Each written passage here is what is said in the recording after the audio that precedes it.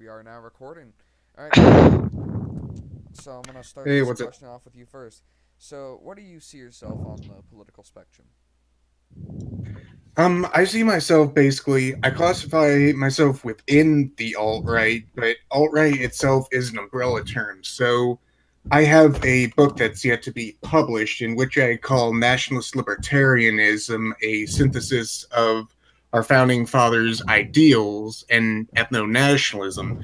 So basically, what I believe in, I think, which is most important in contrasting myself to the Marxist, is I believe in a anti-corporatist domestic capitalism, but I do believe in international protections. If you want a general basic idea in terms of economics, think creating a single market within a country, and then that market exchanges and trades internationally with other markets, but the world and the globe itself is not a part of the same market.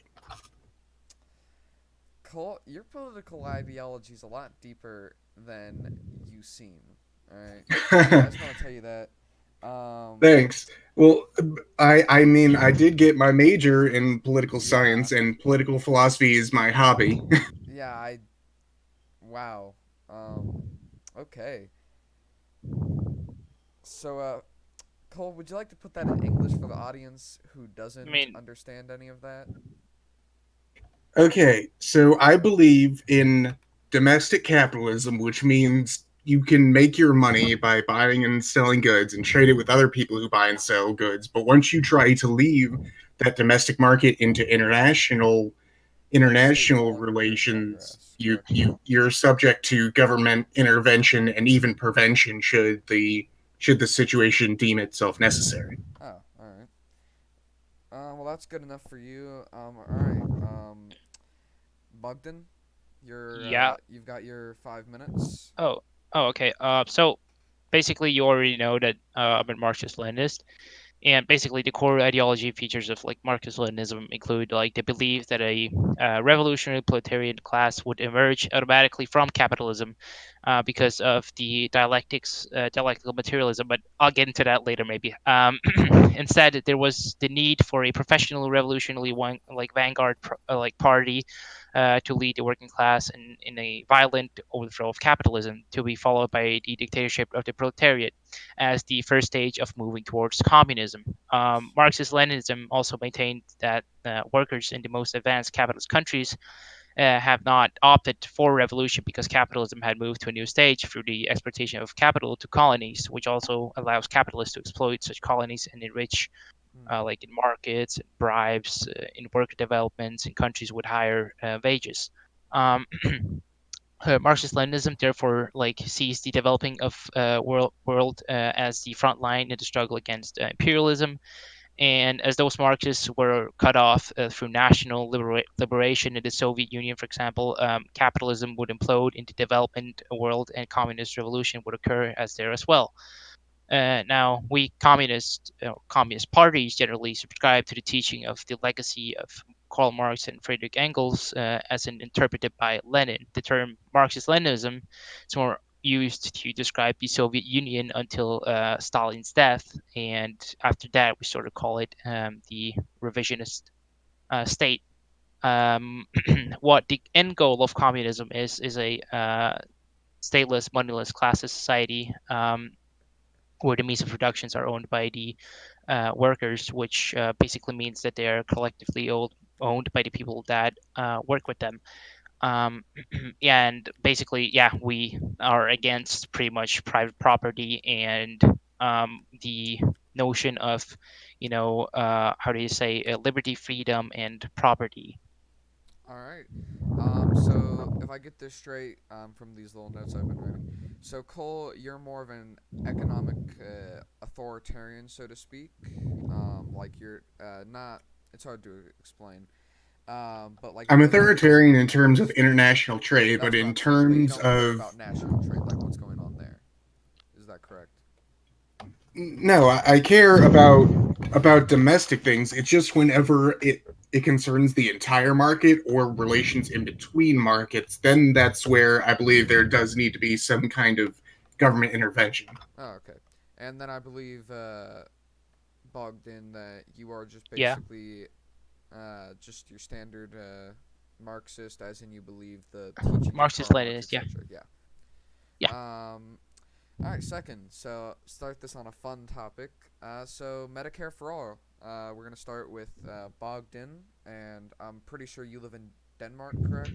So you've already got Yeah, it. But exactly. my question is, basically, do you think it works? Do you like it? And do you think it should be implemented in, say, the United States? You've got your 5 minutes. I mean, it's I mean, giving everyone the healthcare doesn't make you a communist. But what I think is that the priority of my citizens and the workers that actually create the system is way more important than profit and some other maybe more capitalist sliding things. So I would say that in a system where we have a good social care, we should of course have Medicare for all. Um, I mean, let's look at an example. Like Denmark is not a socialist country; it's a social Yes. democracy. It's a capitalist country. But what Denmark has that many countries don't is that they implement some social policies. Of course, doesn't make them anything less capitalist, but at least they have a sort of notion of being, more more humanitarian towards their people. And in Denmark it works pretty well. In Sweden it works pretty well. Actually in Europe generally it works pretty well. Now in the US, even if we like stopped funding if they stopped funding Israel, we would still have money to like pay for basic healthcare for everybody. Now the thing is about the US, I think that in the US Medicare as a country that is like the richest country in the world should have Medicare free for all, which is for me more of a human right than just a privilege Yeah. to have, because through society or through the times of history we've always been sort of cooperating and collectivizing with each other, and without each other we couldn't really create a society. I've got a kind of like a branch off question. Yeah. So, one thing I always try when I'm talking to people about Medicare for all. So, if this is correct, if you need some surgery that's going to save your life, will they give it to you? Or do you have to be, or are you going to have to have like a massive waiting time? Because that's one of the Oh, common complaints that I've wait, heard. wait, what do you mean? Like, So, for instance, in America, the way the system works is you want a transplant first, you've got to pay for that transplant, and yeah. then you'll be put on a waiting list. And generally, because No, you're in need yeah, of the yeah, yeah, yeah. organs, yeah, Yeah, no, no, no. It would be total, diametrically opposite. It would be that people are put in front first, and then money. yeah, So you would first actually well get the surgery, but like let's even say in a less American country, all right, it would be acceptable for some social democrats in Denmark, for example, that you pay the state looks into your bank account and see how much money you have, et cetera, and find out when you can pay this bill. So yeah, but I think people should be, of course, in a communist society put above money, because money doesn't exist in communism. all right. Cole, hold up 1 second. Let me stop the timer. That was 3 minutes. Hold up.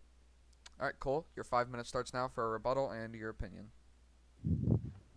All right, there absolutely should not be a state mandated healthcare for all, especially in the US. When you look at the international healthcare system, it's a case that the socialized healthcare can exist in these kind of relatively smaller countries such as Denmark and Sweden, because all of the R&D financing, we find that almost 0% comes from these smaller European countries. They do in fact come, they're being placed on these much larger countries such as the United States and such. So with all of your R&D funding come from the United States, if you were to make it so that all R&D countries is in the research and development, international by the way. market for healthcare like are not putting into R&D, you would either have to have a global increase in the price of that healthcare, or you would have to just cut out R&D, which is just, well, it's a death sentence either way, because those socialized healthcare countries, they're not going to be enjoying the exact same amount. They're going to be, it's going to cause a lot more social unrest when suddenly their universal healthcare is costing, however much increase in taxes, while those that were previously a capitalist country are also going to receive an increased amount in the overall spending through that particular taxation All right. system.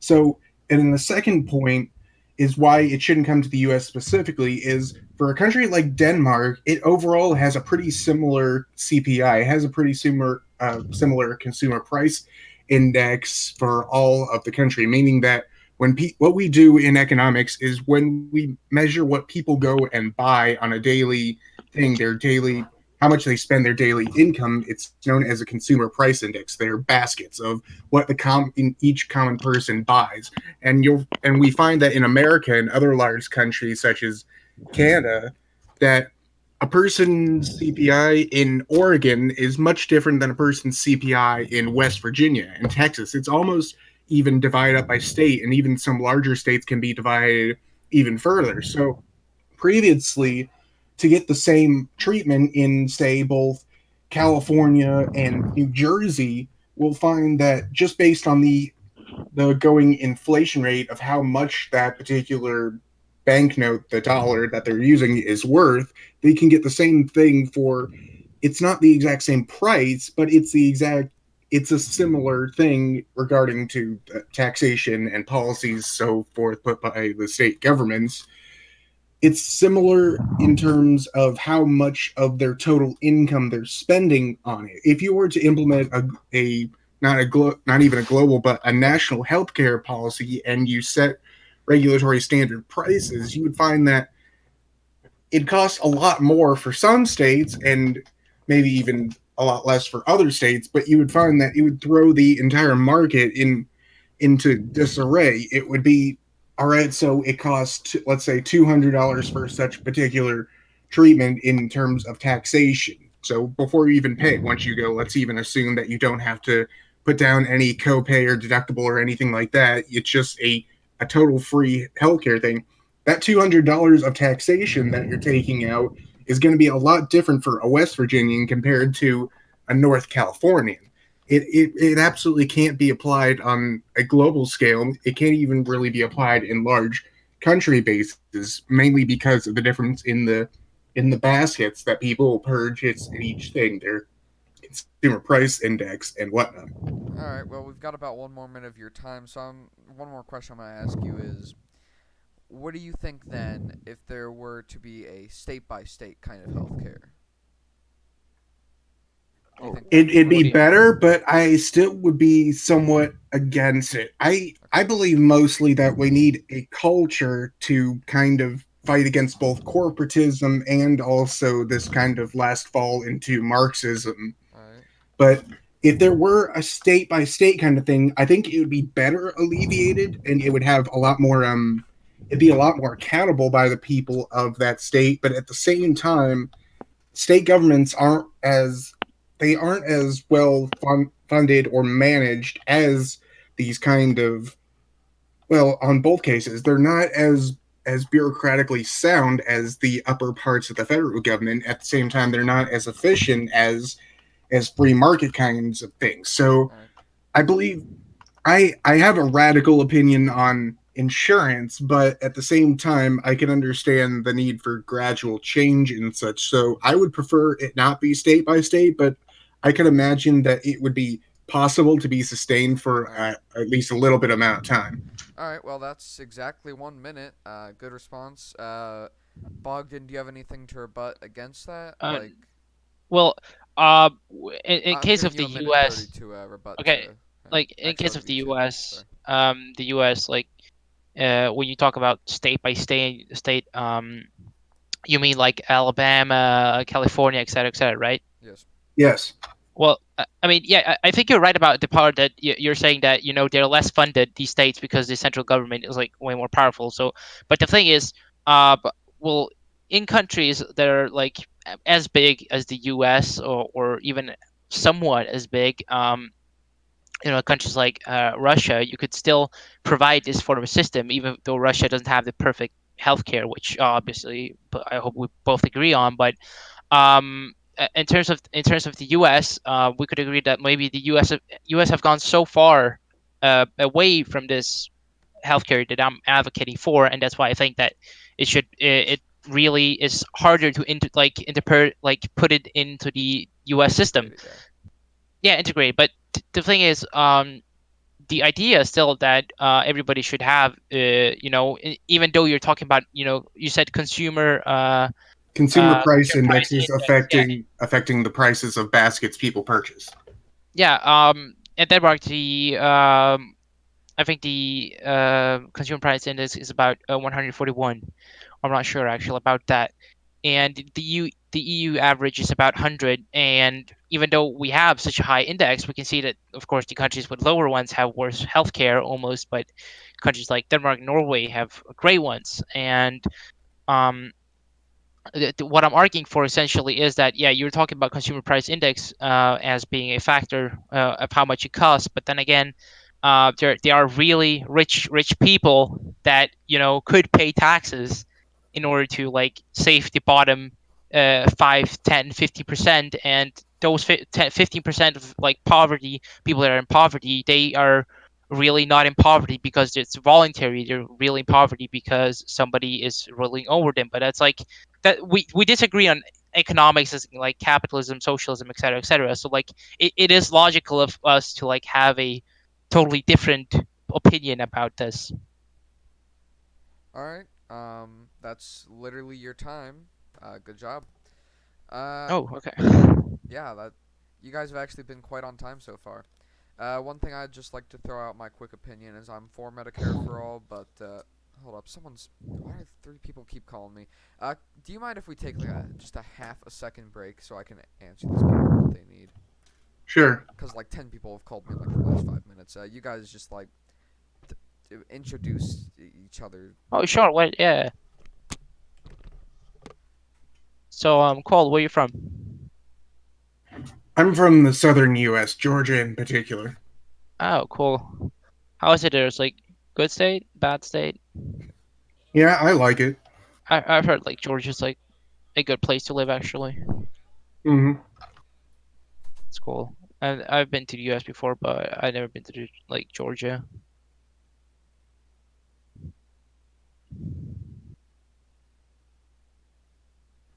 So I heard you mention earlier that you subscribe particularly to a Leninist, and you extend that to the period of Stalin. So does that mean that you are a Stalinist and you don't No, no, subscribe to Trotskyism or Maoism? yeah, yeah. No, no, no, no, no, no. Stalinism and Maoism are, well, not the same, but they're But not opposed to each other. No, no, no. It's just Stalinism is a term of the way of ruling in the USSR as an industrialization and all that shit. But Maoism is like a whole different thing. It's about it's called Marxist Leninism, Maoism, and it's about Molim. Richard Langus komeshto. All right. I'm back. Hope you guys had a interesting chat for like the half a minute I was gone. yeah, I Um. think he's talking to someone else. Oh, oof. Oh yeah, he's in a Hold on a CS:GO second. match, I believe. Yeah, hold on a second. Hold up. All right. One sec. Where was I? Okay. All right. So this is basically just going to be, what do you believe when it comes to economic stance of how the economy should run? Such as, for instance, hold up. Did he leave? I think he's coming back. Yeah, he said he needed to be right back. Okay. So Cole, what I mean by this is, how there's like trickle down economics, etc. Hmm. What kind of economics? We should probably wait till he's back, but Well, I mean, you're recording, right? You can edit it down. you see, I suck at editing, so I'll probably just edit this part out. Like realistically, I actually might. Let's see. Okay, yeah, he's back. Something. All right, Yeah, so Welcome right back. now we're moving on to the topic of economic systems. So this is basically going to be like, for instance, like I just told Cole, we've got like I believe the U.S. at one point was using trickle down economics. I don't know if it still uses trickle down economics. But I know during Reagan years that's what they called it. Actually, I believe they called it Reaganomics. But anyway, so Cole, we'll start with you. You have your 5 minutes. In terms of economic systems, like I briefly mentioned, I want government intervention when it comes to international trade, but I want a domestic free market. However, I believe that it's necessary to create a it to create a culture of anti-corporatism. So within Evolian philosophy, there's a concept of involution, and it's basically kind of a Yeah. contrast of the control of either the means of production, or but he just puts it the control of the economy itself. At the very top is the kind of sacred ideal. It's the idea of a sacred society, of those in charge of the spiritual, the actual kind of cultural flow of that civilization is in control. And then next is the next fall. We get kind of farther away from these metaphysical truths, and we get into the era of the kings, the great generals, the knights and stuff, where it's not so much a matter of sacred principles, it's a matter of these kind of lower order of virtues, of honor and things like that. This is when the economy and culture was controlled by these kind of more virtuous men, but yet not sacred. The knights, the kings, the Napoleons, the great generals, and such. So you're And talking about then, feudalism, correct? Right now, not feudal exactly system. about feudalism. It's not an agreement with feudalism. It's just about who's in control of the particular culture that's influencing the economic system. All right, And cool. right now, we're in the third fall, according to Evola, in which he says that the bourgeoisie control the economy. It's the merchants, the ones who control the trade and buying and selling of the gold, the iron, the steel, the parts, and such. And the final fall is it's towards this Marxist idea where the workers can control it, where you have no more of these metaphysical virtues, where we don't have the sacredness, we don't have the honor, and we don't even have the idea of profit and success. We just have the idea of self-sustaining, of materialistic, just kind of neutralness, of not contributing and yet not dying. But in terms of the economic system I want, like I said, I'm a domestic capitalist, so I want an anti-corporatist culture to influence how people buy and trade within a domestic free market. Once you get into the international market, you're subject to various restrictions and tariffs and so on. But if you're not a international corporate entity, then then I'm absolutely fine and even promote the idea of people having family businesses that they pass on from father to son to grandson and so on, and within that business buying and selling with other businesses and hiring people and so on. All right. All right. Um, Um, that is three can I just ask a minutes. I'm question? giving you a time to respond with your own opinions. Just yeah. All right, go. I can respond to Um, a question. No, I'm talking uh, to Bogdan. Yeah, I know, but he said he Eros. wants to ask Is a Okay, question. you can ask your that question. from the book Eros and the Mysteries of Love by Jules Evola? You quoted. Maybe The the concept of involution part. involution is found through many of his works, but yes, it's also within that. Okay. About the part that you're talking about, the third stage of bourgeois capitalism. Involution. Involution is the one where the bourgeois own it, and the final one is a Marxist one. I mean, that's simply false. We don't see, that would mean that communism is not anti-bourgeois. It's dialectically and materially well progressive towards it, because like we communists, we generally are, well, every one of us is supportive of dialectical materialism. It's like it's a way of I can take a long time to explain what it is, but it's basically a way of analyzing the material matter and the world. But um what I don't see is how bourgeois capitalism would lead to workers owning the mean productions. It's kind of like the Isn't that diametrically exactly opposed. what Marxists predict, though? That the workers will rebel just by on the No, natural oh, okay. course of No, the yeah, antithesis from but bourgeoisie economics? yeah, but the thing is, um, I don't think Evola exactly said that this is the final stage. I mean, I've not read too much of Evola. I've read a lot Well, about him, he but did. He said the Soviet Union was the exact personification of it. well, it's that's blatantly false. The last stage would then be in his own logic, that would be a stateless, moneyless class society, a communist society, not a dictatorship of the proletariat. So that's Not it true, I doesn't say guess. specifically a dictatorship of the proletariat, just that the workers are influencing the economics and the culture behind the Well, economics. yeah, but that's not really that's not really what communism or socialism Well, I mean, is. if Where I'm we correct here, isn't communism based or not socialism, but wasn't the USSR supposed to basically be just kind of almost, and this is going to be really hard for me to explain. So basically, you know how you have representatives. Well, I've watched a lot into it, and the Union of Soviet Socialists was basically supposed to be, from one guy that I heard, was that basically everyone has a representative that has their own representative that has their own representative, you're and talking there's about a lot of the unions electoral system. of it. Yes. Yeah, I would suggest you watch Finnish Bolshevik on that. All I right. mean, I can. It's a really long. Like I can send you the link, but what basically what the USSR was a dictatorship of the proletariat. Now, what it means not dictatorship by one man, but the masses control the state and what happens in it. You can't just like do whatever you want. That's why what they call Soviet democracy.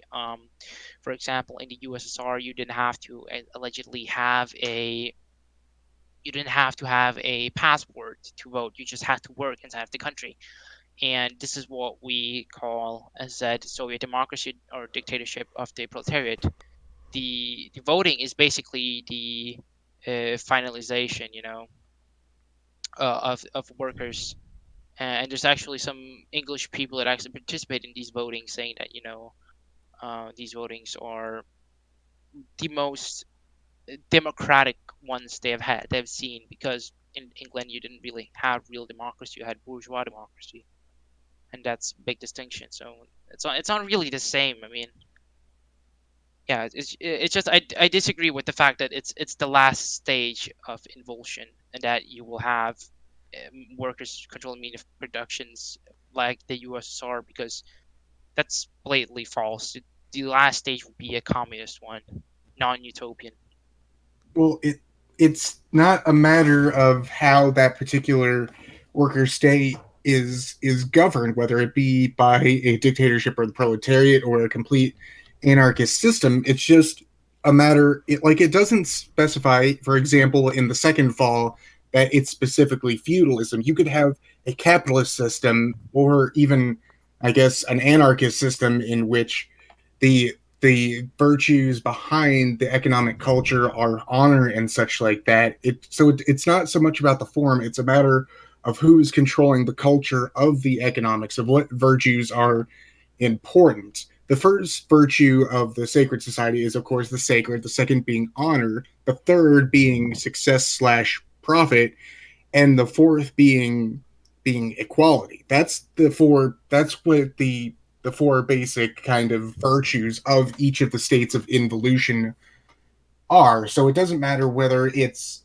a king ruling. If the virtue of the economy is equality of all men, the king would probably abdicate, but it still could be in effect under that. So it it's not really a valid criticism. I mean, of course, Evola disagrees with dialectic materialism. He's saying are going, but he wants to go the other way. He doesn't want to go So to the final fall. He wants to go back up to the sacred society. the divine reality, king of spirit, right? That Then that's you have this that's the second that's the first. that's the That's first fall. and then That's to the warriors, divine kings of right of blood, kings and and then such. merchants, and then workers, right? And you have this quality going into quantity. You have the tradition, the critical points, and the epoch, and like all that things, right? If I Yes. remember, you have the material cases, the spiritual cases, the world, super world, and then the reality bounding in, and you have the Mhm. leaders and divine reality, and they are temporal powers, and they are, well, the ones that have a sacred foundation and such like that. But so he did actually agree that dialectical materialism is the way of approaching, but he didn't agree that it was a good idea of doing it. He just agreed that that's what's gonna happen, or essentially the Well, he was fallout. more saying this is how things are Yeah, going, yeah, not yeah. how things should be going. Yeah, but now again, like, who should own the means productions? I mean, that's my question. I, and this, all right, we can get into the kind of fundamental distinction, but No, I don't think workers should collectively own the means of production, and I don't think that it's not the case that merchants should own means of production, but I think I'm personally a firm traditionalist, so I believe that the smallest unit in society should be the nuclear family unit. I don't believe in this whole idea of the Randian um individual captains of industry going out and conquering the economy, but at the same time I don't believe in the idea of the workers are alienated from their own products, so they should seize the product collectively, and somehow this removes their alienation from their own product. Mm, So that I believe in I very much like the notion of the family business of your grandfather owned it, then your father owned it, now you own it, and you're carrying on their business. It's not so much a business where you can say, "Oh, I think I'll just sell this business and just cash in on what my forefathers wrote." No, it's not. It's not entirely yours, but it's not everyone else's as well. It's this tradition that you're carrying on. It's you're continuing this line, and it's going to be continued down through your children.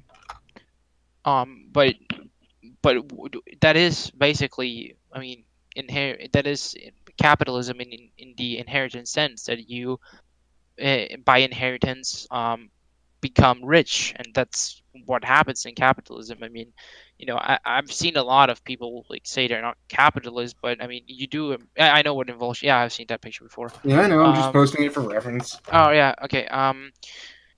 The like you say you're not really a capitalist, but you support private property, right? I The said I'm tradition. not a capitalist in the terms of of Randian No, individualist no, no, no. objective. Like I mean, capitalist isn't not objectivism. Capitalism isn't capitalism. You are for capitalism. I'm for capitalism in economic practice, but not capitalism in terms of economic morality. But you can't have really capitalism in one sense and then not have it in the other one. How would that work? I mean, that would be like sort of Oh, a you Marxist. absolutely can. I mean, if you look at Nazi Germany Okay, at the time, if you look at guys, the I'm gonna give you one more minute, and then I'm gonna go to the next topic. Okay, I'll just finish up this single We have point. If like you two look at, minutes. for example, the National Socialist state in the gun industry for there, they absolutely did have a very centralized economy with the steel industry in particular. It was almost entirely controlled by the state. But however, with gun manufacturers and stuff, yes, they did have some state-run industries, but the legacy guns, the not gun corporations, but gun businesses of local manufacturers, absolutely none of that was in fact seized by the state. And in addition, they weren't put many regulations on. If you were making Winchester brand rifles Yeah. in the National Socialist state, you could still continue to make it, and they wouldn't have extra tax, and they wouldn't need to be regulated by the economy and such like that. So you absolutely can have a non-capitalist system in terms of morality, but absolutely have a domestic capitalist kind of in practice. So you can buy and sell those locally produced rifles at your leisure, but at the same time, you're not some large internationally sprawling corporation desiring just All right, success boys, and it's been All profit. right. 1 minute. I mean, Do you have any last comments, Bogdan? kill.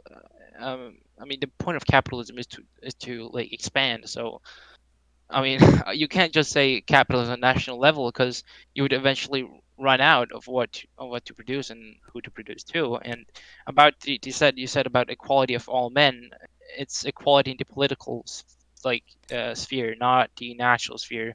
Marx made a distinction between natural inequality and political inequality, and natural inequality is basically impossible to stop, which is also like it's pretty anti-Marxist to be like 100% equality for everybody, um, naturally, and they should live in the same places, et cetera, et cetera. So it's not really about equality of men. It's more about workers owning the means of productions and political equality, because the other equality is pretty much unachievable.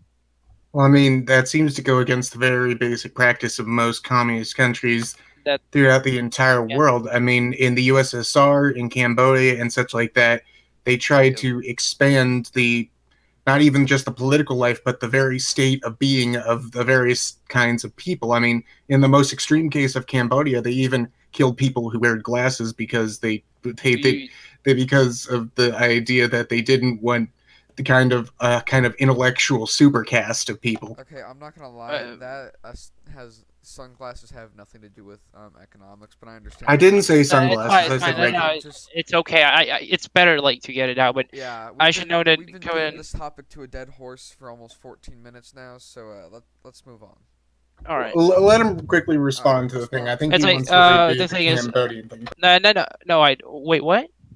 Didn't you want to rebut the Cambodian thing? Say that they It's just weren't that enacting Marxism or something? no, no, no. It's just that um the history of Cambodia as a communist state is really poorly executed because what he did, what Pol Pot did, was pretty much anti-communist. I mean, the petty bourgeois Narodniki too preached peasant communalism in words, but practiced bloody terrorism. And this is what every communist will tell you that Pol Pot was like not a communist, and the point of communism is not to like kill everybody who is naturally different. I mean, that's absurd. That's why we strive for political equality and want people like people who are disabled to have a right to vote, not because we want to just like kill them because they're disabled or not naturally equal. I mean, All right. the right to vote. You have that even if you're crippled in the United States. I know, but like the Cambodian, I'm talking about the Cambodians, what they did. Oh, okay. In Cambodia, they kill people. They kill people literally because they're like crippled. Oh, And well. I don't see that as a policy of All right. communism. I Well, see that more screw you, policy of Cambodia. You're imprisonment. stinky. It's a policy of the Cambodians. No, it's a policy of a really shit policy that could be implemented in any like really any political ideology. And the difference between is that Pol Pot and his Khmer Rouge were not communist in the sense they're not different from the Soviets, Vietnamese, or Ronald Reagan or any capitalist after the revisionist era, after Khrushchev, after Brezhnev, etc., etc.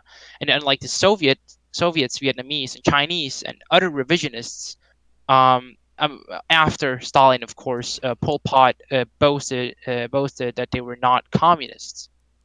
So I really don't.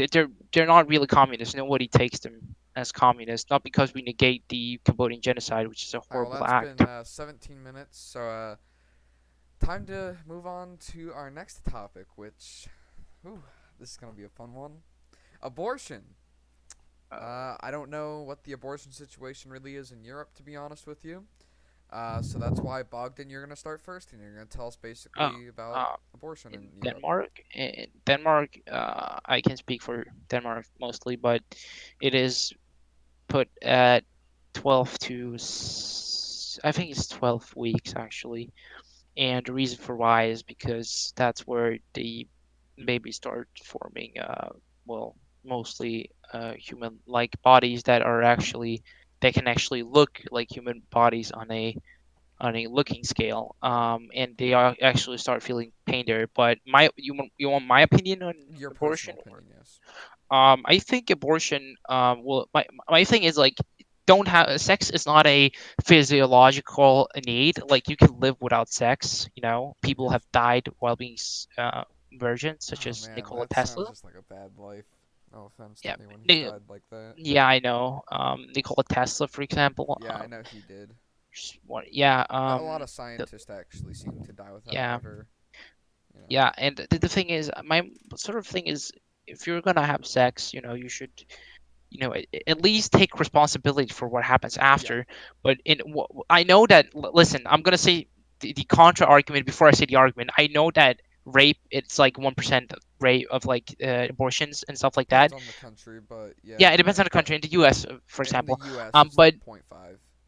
yeah, point 0.5 exactly. But it, I am for abortion if it's threatening the mother's life, Yeah, if it's a mutation, because I would rather uh well, let's just say it kills somebody than let them like live a crippled life, yeah, I understand. probably be. I mean, I don't think they'll be bullied, but they'll definitely be looked down upon by I people. could definitely see someone who's like that Yeah, being but bullied. I don't think you should just like allow abortions for somebody that like has sex all the time, because I think people should take responsibility for something they do. Of course, also teenagers that are like I don't know, 16, 17, Yeah.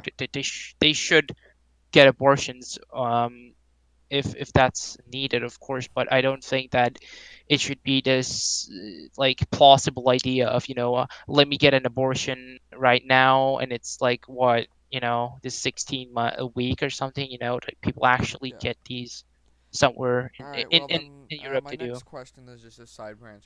Is I know you said you originally lived in Serbia, and I don't know if Yeah. you like moved to Denmark when you were like 5 or No, something. when I was 6, but I go to Serbia like what 25. Like, I'm in Serbia like 3 months, and like Okay. every year is like Do you 20, know if 20%. their Yeah. abortion system is similar to Denmark, or is Denmark like the only one that's like that in Europe? Well, I can tell you about some statistics in Serbia. About in 29, like 25% of pregnancies in Serbia ended with abortion, All right. and the highest record was like in 1989 with like 70%. Jesus. And you can see the problems here of Serbia when it comes to abortion, of people having unsafe sex. Um, Approximately, I think in the 1980s, 12% of sexually active women in Serbia used modern contraception, such as condoms. So you can see, like, it's the lack of education that brings out this phenomena, and we see that the public health actually also claims that like 25,000 abortions are performed like in Serbia per year, I think it is. Yeah. And there's one unofficial data that says 150,000. I think you can see that on Wikipedia actually if you search it up. I just remember this because I was like really interested in this, and like the abortion ban, I think is the it's about 10 weeks, 11 weeks, I'm not sure actually. And unless there's some like kind of reasoning, I don't know the reasoning, but you probably get it, like threatening a mother's life, etc., Yeah. No, etc. I understand that. But generally, I don't think that this plausible idea of just like getting abortions, because it leads to nothing. It would I would rather have people more being educated on sex and contraception. All right. Good answer. Yeah. Good job. Cole, your turn. We actually very much agree on this particular topic. Again, I believe that we should have a culture in which that sex is relegated to marriage, and once you're married, I mean, it should not even really be a Okay, I gotta factor to ask. have I an gotta abortion. ask. I know as a moderator, I shouldn't be interrupting just like randomly like this. What do you think about sex before marriage? Like, should it be allowed? It should be allowed, but again, I want there to be a cultural backing. I want there to be a great social stigma against it, but in terms of it being illegalized, I So don't kind of agree. like the early 50s to You before that. you mean like socially acceptable not to do it? Like even though it's not a law, it's like unwritten law in the culture itself. Is that what you mean? Kinda. I mean, think about it like this.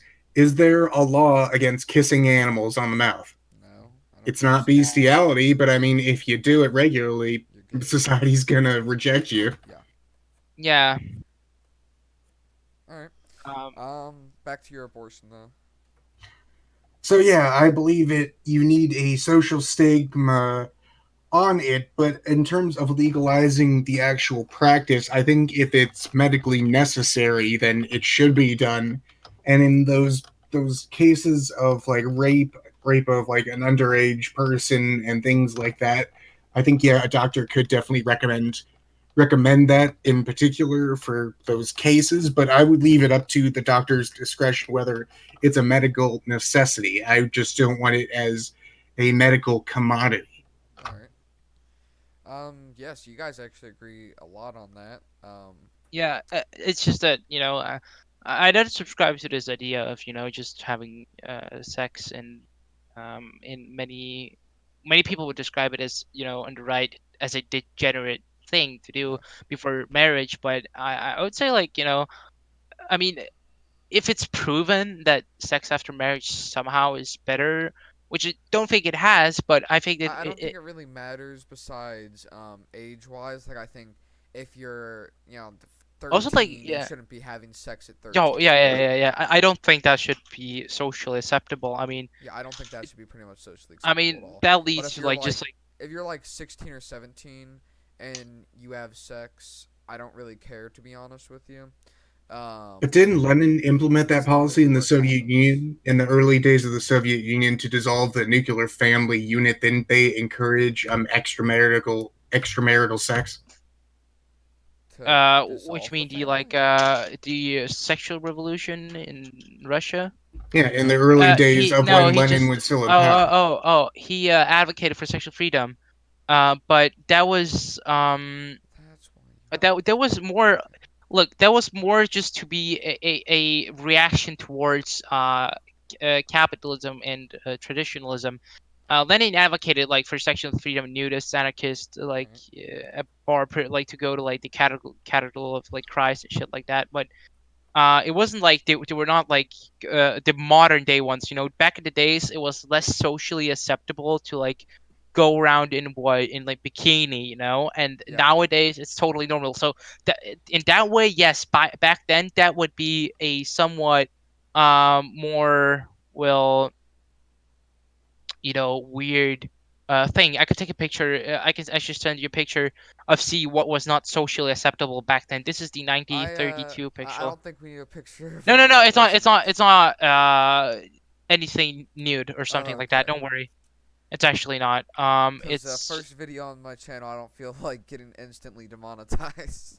yeah. This was not socially acceptable before. Like you see, there's nothing. Oh yeah, Yeah, yeah. There's nothing wrong there's with that. nothing really there. Yeah, it's that was not social acceptable. Maybe there But is. I don't know. Lenin, he what he wanted was well, actually to free the women because women were pretty much oppressed back then, and they in some parts of the world like still are, and that's what's the point with it. We had like Alexandra Kollontai, who was also like she had the glass of water theory and etc. etc. Yeah, but it didn't work out, did it? It particularly started degenerating the very fabric of the socialist society, and when Stalin came around, he reversed it and enforced strict traditional gender roles.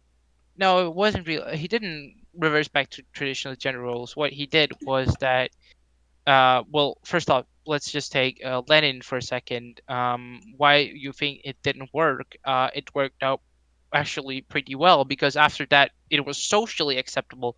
This is the thing about the cultural revolution of socialist societies when they get into socialism or the early stage socialism, like in Mao's China and stuff like that. You have these cultural revolutions that change the culture and the mentality of people, and that is the essential parts of it. But what really happened here is that the glass of water theory, it states that love should be like available to anyone as easily as asking for a glass of water. But that's maybe like a little bit oversimplification of Kollontais idea. But what she basically says was that you know people shouldn't be forced to marry, and you should like first go to work and then have children. You know, you should look out for yourself and others before you start creating others. You know, that's what the glass of water All right. theory was. I'm gonna end it right there, and because that's been about it's probably been more about 11 minutes right now. So Cole, do you have any last rebuttals? If you guys have any last opinions on abortion, feel free to spit them out. If not, we'll be moving on to the next topic. It's medically necessary if a doctor deems it medically necessary, but otherwise it's just degradation of society. It's degradation of the future generations for the benefit of the particular generation it's being permissible to. All right. Well, yeah, Um, okay. are you agree with that, Bug? No, no, I'm just gonna say that that's because humans have a tendency to actually look out for the ones that have a life and are an identity before the lookout for the next one. That is, we're not saying that we shouldn't have what that we should just have as many abortions as possible because I think we should have a next generation. But I don't think that in a case of rape that you should like say you know what, yeah, but you should have the child anyway. I mean, I think that is just being pretty, well, not anti-woman. It is being anti-woman. It's just like being, you know, you don't have control about When anything it about does your come body. to cases of rape and incest, I'm kind of like, yeah, you should probably get an abortion because that's kind of That will gross. lead to mutation. Yeah. Well, I mean, incest, possibly. Yeah. Rape won't, but I think rape Yeah, should still be That's like like a full you family. know That's like, putting I it think the like, option should be imagine open. That's my opinion. All right. imagine like being like shot in the foot, and like you can't pull out the bullet, and you go to like the doctor, he's like, nope, it's your fault, man. All right. Yeah. Like, So let's see. We're gonna move on to the next topic. Uh, I know this has been slightly a hot topic in places like Germany. Immigration. Let's see. Who do I have start on the abortion? All right, Cole. You can start when it comes to immigration. All right, I'm completely against the idea of immigration. Quite a while ago, I wrote an article titled "Immigration as a Means of Soft Warfare." Basically, if you look at the kind of immigrants, you can divide them up into three kind of classes of people. At the three classes of people I define are the international corporatists, the hardworking well-to-dos, and the lazy leeches. Basically, the international corporatists, if you have them immigrate to your country, they're not going to really be paying any kinds of measurable good things to your society. They're international. It doesn't matter where they live. They're going to be above the law by a matter of their political capital. In addition, they're also going to use their capital to get around paying taxes and feeding back into society. If it's beneficial for them to have their business in the country, they won't have to immigrate to that country themselves. The next, I'll skip a level and come back to it and describe why they're bad too. But in terms of lazy leeches, it's pretty self-explanatory. The people who aren't really good at doing anything, if they immigrate to your country and are allowed to immigrate to your country, they basically leech off the system and take more than they give. They're going to be taking more out of taxes than putting in if Well, they how do you even contribute identify to someone as taxes, a lazy leech? particularly if they don't have any jobs yet they receive benefits from the government. I mean, you can What identify if it they're pretty from a easily in country that terms of just that has regard. like a really shitty economy that they literally can barely get like a low wage job in? Or what if they're like 18 and they're trying to escape from some kind of thing like that? Well, it's still they're still a part of that. They're still contributing nothing to the economy and taking out. This is just the categories that they're in right now. I'll discuss them. I'll discuss why it's good or bad to immigrate these kinds of people. But let me finish with the Alright. second kind and get into that. The second is the actual well-to-do kind of entrepreneurial type that we all imagine. Now, the reason why you don't want each of these groups in, if you allow the successful entrepreneurial type, it's worse. It can be potentially worse for your economy, but it's also worse from their economy. If you allow, as a rule, all the well to do entrepreneurial types from a country to come into your country, that country is going to be much worse off. In addition, those people, granted, they could be above your current standards, but if they're below your standards, they could be entrepreneurial in terms of the standards of their home country, like, say, if they come from southern Sudan or something like that, but they could be lower at the same time than your national standards. So not only are you creating more competition for lower class jobs within your economy, you're also taking away the well to do people that could increase the economy of their home country. Now, for the international capitalists, again, you don't want them moving in. What you want is their capital investment. In terms of pure economics and not into cultural yet, but you want their capital investment. You want them to create jobs and factories within your country, but because they're international, they don't have a home. They're free to They live pretty exist much everywhere. anywhere because they're money. They can have beach houses and things, but you'll have a hard time getting them to pay They live wherever they taxes and feel actually like, contribute. yes.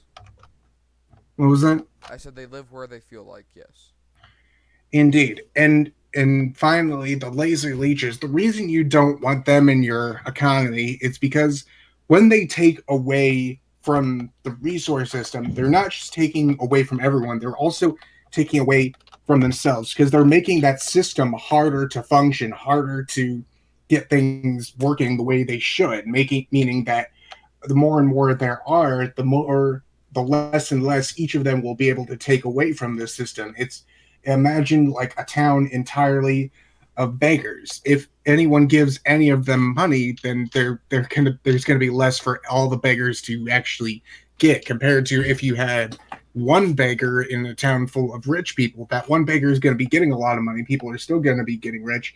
It'd be better if there were no beggars whatsoever, but it's just kind of it's part and parcel of the human experience to have people not be able to conform to societal norms and not be able to contribute based on their background and so on. So I'm against the idea of immigration as a whole. My one exception to this is who I call and name the specialists, the people who, like a world renowned doctor who can perform a particular surgery that's very hard and very rare to do. You want the specialists to immigrate to your country. You want the people who are world famous neurosurgeons or nuclear physicists, people who absolutely like nobody in your country could possibly replace, and they number in the dozens, if not just the the amount of that it number in like the dozens, probably even less than 100 per year or so. These international specialists that the world is all competing over. But in terms of the three other classes that I specified, you don't want them in terms of immigration for in on a purely economic term. All right, All cool. right. You've been going for about 6 minutes. I forgot to tell you when your time was up. No, it's fine. Like, Bogdan. is it okay if like people go like one Yeah, minute if you over? go Because over like by like a minute, I'm not it gonna makes be more like. sense when people like Yeah, if actually. you go over by Okay. like a minute on something like Yeah. this, I'm not gonna be like, "Shut up, turd." Yeah. Mm-hmm. I couldn't think of an Okay. insult that's So. school appropriate. I'm joking. All right, Bogdan, you have your 5 minutes, probably Yeah. more. So my opinion on abortion, on imperial Immigration. immigrants is that it's caused by, well, I mean, source of immigration is caused by imperialism, and then when I talk immigration, I talk illegal immigration, right? Um, well, look, as you said, there are people that are actually not willing to work and who don't want to work, like they just want to leech off to the system. And as Lenin said, he who does not work shall not eat, which is pretty much simple. If you don't work, you don't eat. You should contribute something. You can't just be like what many A people on leech, the yes, right is would what he call, was. yeah, social degenerate for some people on the right, of course. But I will call it a leech, of course. But there's a main distinctive to make about the immigrants who actually want to do stuff and the immigrants who want to leech off to like these to the systems that they are immigrating into. Now, as said, these immigrations are caused by imperialism and by capitalism. Like in the Latin world, where like everybody is basically leaving. Is because of many laissez-faire capitalist systems that have been implemented back there, and we have the same problem in Iraq and Syria. I mean, we had a huge wave here in Europe in 2015 and 2000, like 14, 15, 16. So like we could see like actual immigrants. Like when I went to Greece, I could see like waves of like immigrants just going like next to the like road, and Uh huh. this is pretty unfortunate because if immigration as an act of illegal immigration because of war and the domestic policies and foreign policies on other countries is the real cause of these immigration, then we should be um, obligated to take responsibility for these problems. And when I mean that, I mean the U.S. with the war in Syria, the war in Iraq, Libya, et cetera, which war the U.S. hasn't been to, basically. I mean, every country takes in immigrants in Europe, and I know some of it leads to some bad things, and the reason why it leads to bad things is the bad environment they get to, because when Arabs or whoever goes from Middle East to Europe, they usually are stacked together. They live together. They don't live together with like Germans or Danish people. And I know this because I live here. There's Yeah. like a big people just living in one place, and that's the main problem because people don't get Culturally integrated. integrated, Yeah, yeah, and not just culture, but just like they don't feel integrated into like, general society. yeah, exactly. They don't feel like they're here. And honestly, I'm from Serbia and I live in Denmark, but I can feel that Denmark is not the place where I obviously am from. I can feel this I'm from Serbia. I know where Serbia is and stuff like that. But I would say like uh well, from a communist perspective, immigration as a whole would be allowed under communism. You had immigration all the time. I mean, people would go from places to places to live. It would be really well, as long as you work, you're of course gonna get something to eat, and it's basically, in lower stage communism, as Marx described it in the Critique of God a Program. It's a system where everybody takes according to his ability, and in higher state communism, you get where people take according to their needs, and this is what well basically to sum up, I just think that immigration as a whole can be benefitable, but I don't think that we should take in like a million um, unregistered immigrants and just believe whatever it is. I think they should maybe come over, but they can go back when the war is over, because I think it's pretty cruel to intervene in So wars like and a not. visa, so to speak. Yeah, yeah, but the thing is, it's really cruel to intervene in wars and then not take like some responsibility for this, and this is what's happening. All right. I've got like kind of a sub question that for some reason my brain has decided to just crap out on. Yeah. What do you think of immigration when it comes to, say, undeveloped third world countries that aren't being affected by war? But they are, as I said, it is a its main core of origin is imperialism and Yep. Thank you for colonialism. reminding me about imperialism. That's what I was gonna ask you. Do you think imperialism is the cause of basically why there needs to be immigration?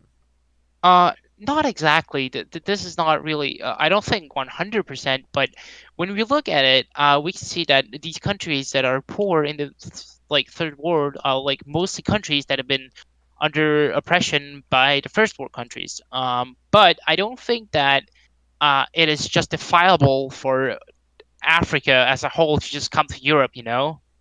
That is absurd. Like I don't want everybody in here just like be overflowed by Africans. Just how exactly they don't want whites to be overflowed by new colonialism and imperialism. But I think that this sort of mutual respect could exist. But then again, I think that they should help these countries instead of like many capitalist charity quotation they do is that you send them money, and what they use the money on is not really helping the system, or not the system, the people that need help, like education, water, stuff, etc., etc.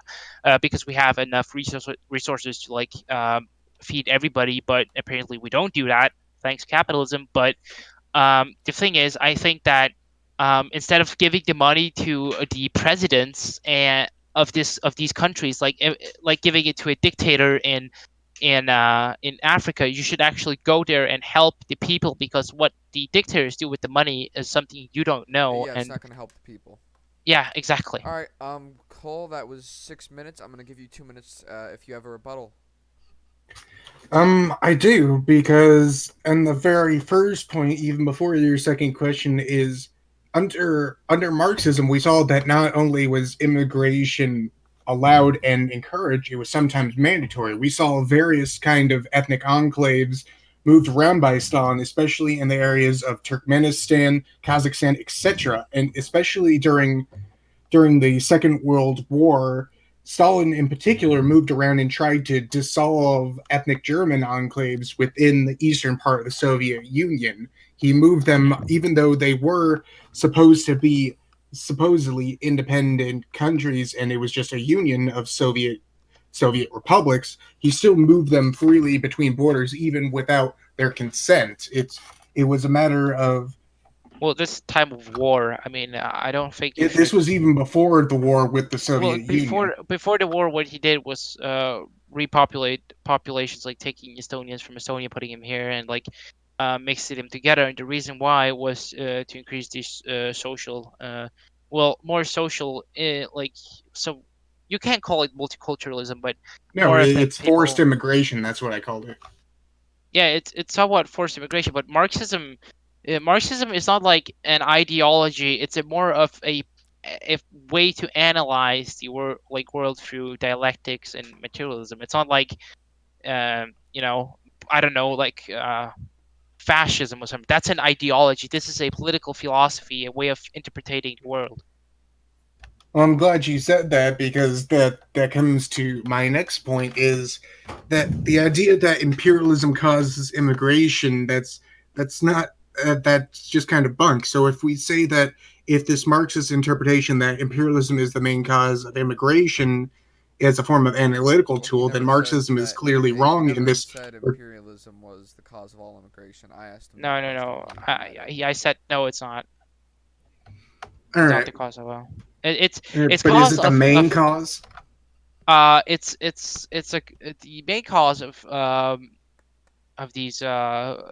of these immigrations is in fact uh, the uh, the new colonial or post-imperial acts in post-imperial countries that affect those societies, and they are heavily to blame on the countries that have been there before that exploited the people that live in there, which I'm totally against because I'm against exploitation.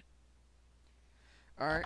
But Back. getting back to the point that I was making, it's that lens doesn't accurately describe what's going on in Latin America in the southwestern states. What's going on is called the Aslan movement. In the Treaty of Guadalupe, we said that we were going to cede and respect certain treaties that they made with Spain, but the early days of America after that particular treaty, we didn't respect it. We, in fact, took over New Mexico, Arizona, and such.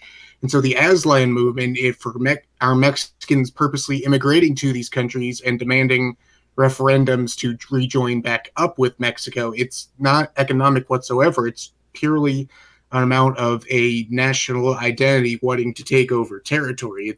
Their economics isn't involved in that. So in that particular sense, the Latin immigration to the western United States, it completely fails in terms of getting an accurate description of why the phenomena is happening. All right. But what about the invading of like Dominican Republic? We have the organizers of like the Bay of Pigs, and with the like supporting of also like democratically elected governments and like in Brazil, and that there's a lot of these things that we like almost forget. I mean, the U.S. basically took almost half of Mexico, and of course this will Mm-hmm. cause big problems. I mean, not now, but I'm talking about before, Are and you these talking problems like about when we invaded them? When was it? In the I 1800s? don't really remember the time, but uh, capitalism is the reason why immigration in the greater sense is happening. And the undermining for it was imperialism in Africa. Now, in Latin America, we could argue that yes, it's been a sort of more corporatist, capitalist approach to a more softer imperialism, a imperialism that is not directly like say, I want to take over your country, but and more one that says, I will sort of make like problems with your economy. I will take as much to myself because I'm in more, as you call it, a global capitalist or international capitalist. That's what you Alright. call it. So I'm gonna end this debate here, and Cole, if you've got like some like 30-second point you can or you need to make it. Bogdan, same to you. If you need to make like a small point, make it. But if not, we're moving on to the next topic. All right. I on immigration, I believe that it's a cultural detriment to whatever country it is. It's a detriment to whatever country they're coming from. People need to support themselves and have a national identity. And once you have a national unity, economic success will follow. And to try to create an international standard for immigration, both good and bad, whichever perspective you're coming from, immigration as a basic concept is bunk. Okay. One quick question I had to ask you, Cole. What do you think about immigration from European countries, such as like I can't remember what year it was when the potato famine in Ireland happened, when they all basically just kind of packed their bags and came over here as indentured servants, to get I, food. I feel What do you about think of I things like feel about that, the same or way immigrants from because Italy and Germany? I feel about the same way because we can see many of these same criticisms applied back then. That's what caused a majority of the anti-Irish sentiment during the time because America is a mostly Protestant country. So when we had a massive influx of Catholic immigrants, one of the common kind of points that were brought up is they won't be loyal to America; they'll be loyal to the Pope. All right. Well, that's good enough, I guess. That was just my question to you. I don't really care about the Pope, to be honest, but because fuck the Pope. I'm just gonna put that out there because the Pope sucks ass. But ethno state time. Cole, I've heard Wait, you doesn't he talk. get a closing statement if he wants on immigration? Bogdan, did you need a closing statement? Oh well, sure, whatever. I mean, pretty much we can see a trend following third world countries in Africa and Asia specifically, that these countries were the countries before. I don't think the countries that have been exploited before. I don't think it's a matter of culture that you just like that there are some cultures that just like really want to go out and like immigrate to you just like to destroy your culture and be the main force there. I think Who it's is Rome? what. I just said who is Rome. Do you I'm mean talking like in when the barbarians invaded no Rome? I, No, I was I'm talking talking about I'm immigrating to talking places just to take them over. uh, I'm talking about illegal immigration caused by these problems, not like imperialist ones. I mean, or well, empires as such. These are totally normal people.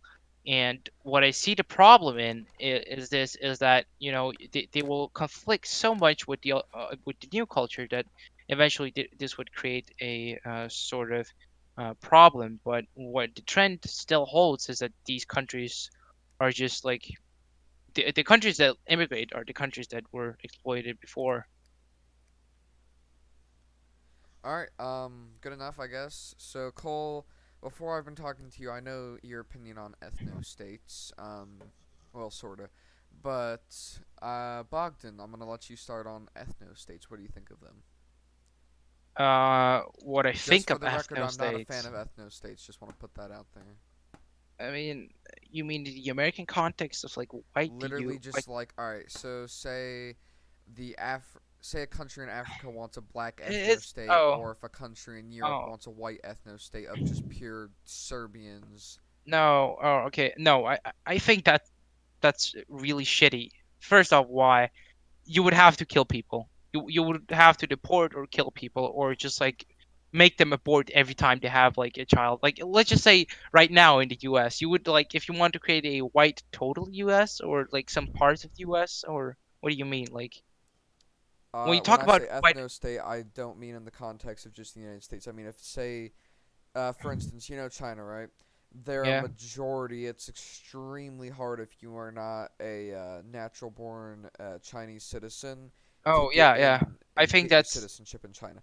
I They think are that's basically a light ethno state where yeah. they still allow some immigration, but you've got to be very helpful to the cause, so to speak. Yeah, yeah. I don't think that ethno states will resolve anything really. I mean, we have states that are almost well 98% whatever ethnicity it is, but I don't think that killing people or deporting them based on that matter is good, because when you look at it, it's about it's about racism. If the state is about having a uh, problem with the other ethnic groups in your country. And what I have a problem with here is that we humans are genetically like related in any form sense of way, and people tend to unite more under class than they tend to unite under race. You know, And I want to interject. I don't really know if that's true because like you look at America right now, just if you're looking at statistics, you have a ton of like very poor white people who voted in Donald Trump just because he said he was going to get their jobs back. I really don't think class is really what unites people. I honestly think that if you're looking by statistics wise, you could see a lot more unification of race than classes. um That's just my uh opinion. I just I want to don't put think it out there. I think that what you said about China, China's like 60% Han, like Yes. Hanese, but The thing is that countries like well, the Soviet Union, like they had like Russians and they had Ukrainians, they had Belarusians and shit like that. They had Estonians, Kazakhstanis. What did they not have? So Also, to quickly correct, yeah, China is 91.59% ethnic Chinese. Can I just ask, yeah, it's like how do Khan, you yeah. just know this off the top of your head? I just Googled it. Oh, okay. Like Denmark is 91%, Serbia is 85, I think. There's a, I think the U.S. like yeah, what 53% maybe, that. Um, that's like how white the U.S. Is. Dude, the U.S. is just Um, a melting pot of white, dude. yeah, We're like yeah, a but big I pot don't of think queso, dude. after a socialist revolution in the U.S., the U.S. would be abolished. It wouldn't reform. It would be abolished. There would be a complete abolition of uh, of the state as we know it today. It wouldn't be anything like it, so we wouldn't have these problems. I mean, I could see why people would think that ethno states would be good in the time of these, like when immigration and mostly allying right winger ideologies are more popular and popular. But I don't think I think that's more of a how Evola would describe it, a idée fixe, or it's like a notion that you're fixing something, but you're really not. That's what Evola said about Hitler on the Jewish question. I mean, But I don't think you would solve anything by just like having a white pure ethno state, because people are really like close together when you look at it genetically. I mean, why would you ally yourself with a white person that is a liberal, and you're a white ethno nationalist? Why would you not ally yourself on some goals with a black ethno nationalist that wants to separate your state from his, such as Malcolm X and Rockwell? I mean, They I both like agreed. black people, but all right. No, I Um, know you, but like I'm talking generally about ethno well, states. here's my thing that I'll just say to you. When it comes to ethno states, I'm not really for them personally. But if someone wants to like, because I heard this thing, kind of like the Amish, they're basically an ethno state, so to speak. Where in In the United States, they basically like if you look, the Amish are Oh, the actually. Amish people, yeah, that's like the I don't know, some Protestant. I really don't know much about the Amish. I know they're freaking mating like I, rabbits, but I know a lot about the Amish, but if I could just quickly interject, I I'm would just like to gonna ask finish you. this really quick. Yeah, Basically, no, but it just a quick little all right, question to interject. Bog. How do you assess the Amish? Do you think that they are basically a communist society but with religion? I mean, what would you assess them What? like? Are Amish communists, you ask? I no, I'm He's saying, asking are for they what basically you see living them in a as. communist society Well, but with I don't know to religion? what. I mean, are the Amish an example of like communism with religion? I mean, I would say they have a strong community, but they hold private property and maintain like family income with Yeah, like I mean, I don't know Mm, enough they about really families. Amish, don't. They so mostly have collective Yeah, farms, but which they they still have private property. yeah, but they The true. share problem, the the property, thing is, correct? the thing is, communism has existed before as primitive communism as we know it before many thousands of years ago. But this is not the communism we want because it's underdeveloped. We're talking about modern communism. It may be true that, however, the Amish are not individualistic as many postmodernist U.S. people would be. It is not that they are communal or anything, because it is not a communal society. I mean, for example, there are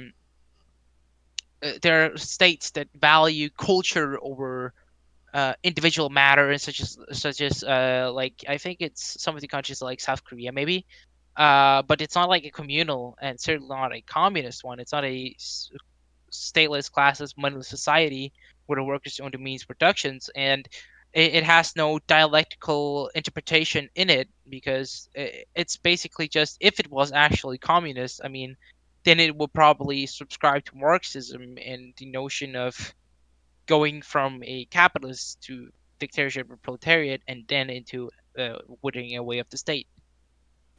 All All right, right. all right, we can continue. I'm just gonna ask a quick question.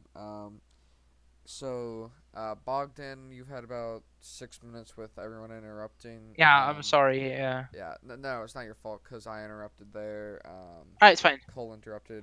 I didn't mean to, but I just wanted to state my opinion that I'm not for an ethno state. Anyway, though, so Cole, I'm gonna start your time about ethno states. Describe what you mean clearly, please. All right, in the conception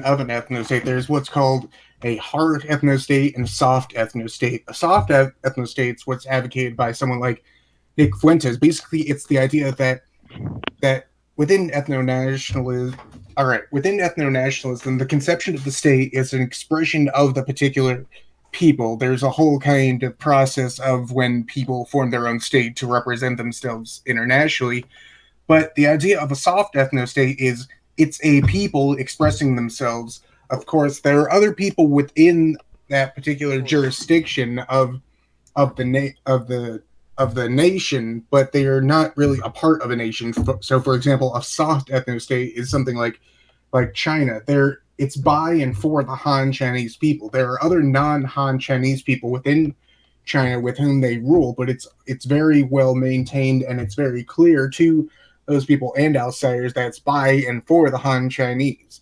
On the other hand, there's a hard ethno state in which a particular area it's only allowed to have that particular ethnic enclave within it. So it's not exactly within a particular area, but for example, the Druze people in the Middle East, they practice a kind of hard ethno-state mentality. You can't convert to be Druze. You can't join into the Druze faith because they're an ethno-religious group that you only can marry within the Druze. So it continues on within their own selves. They have a very hard ethno-state mentality of you can't become a Druze. You are only Druze and you continue being Druze.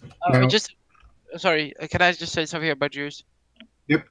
The Jewish people are really divided ethnically. I think what you're meaning is like the state of being a the state of being a Jews, because it's not the same being genetically Jews and being the state of being a Jews, I think that's Well, what you mean.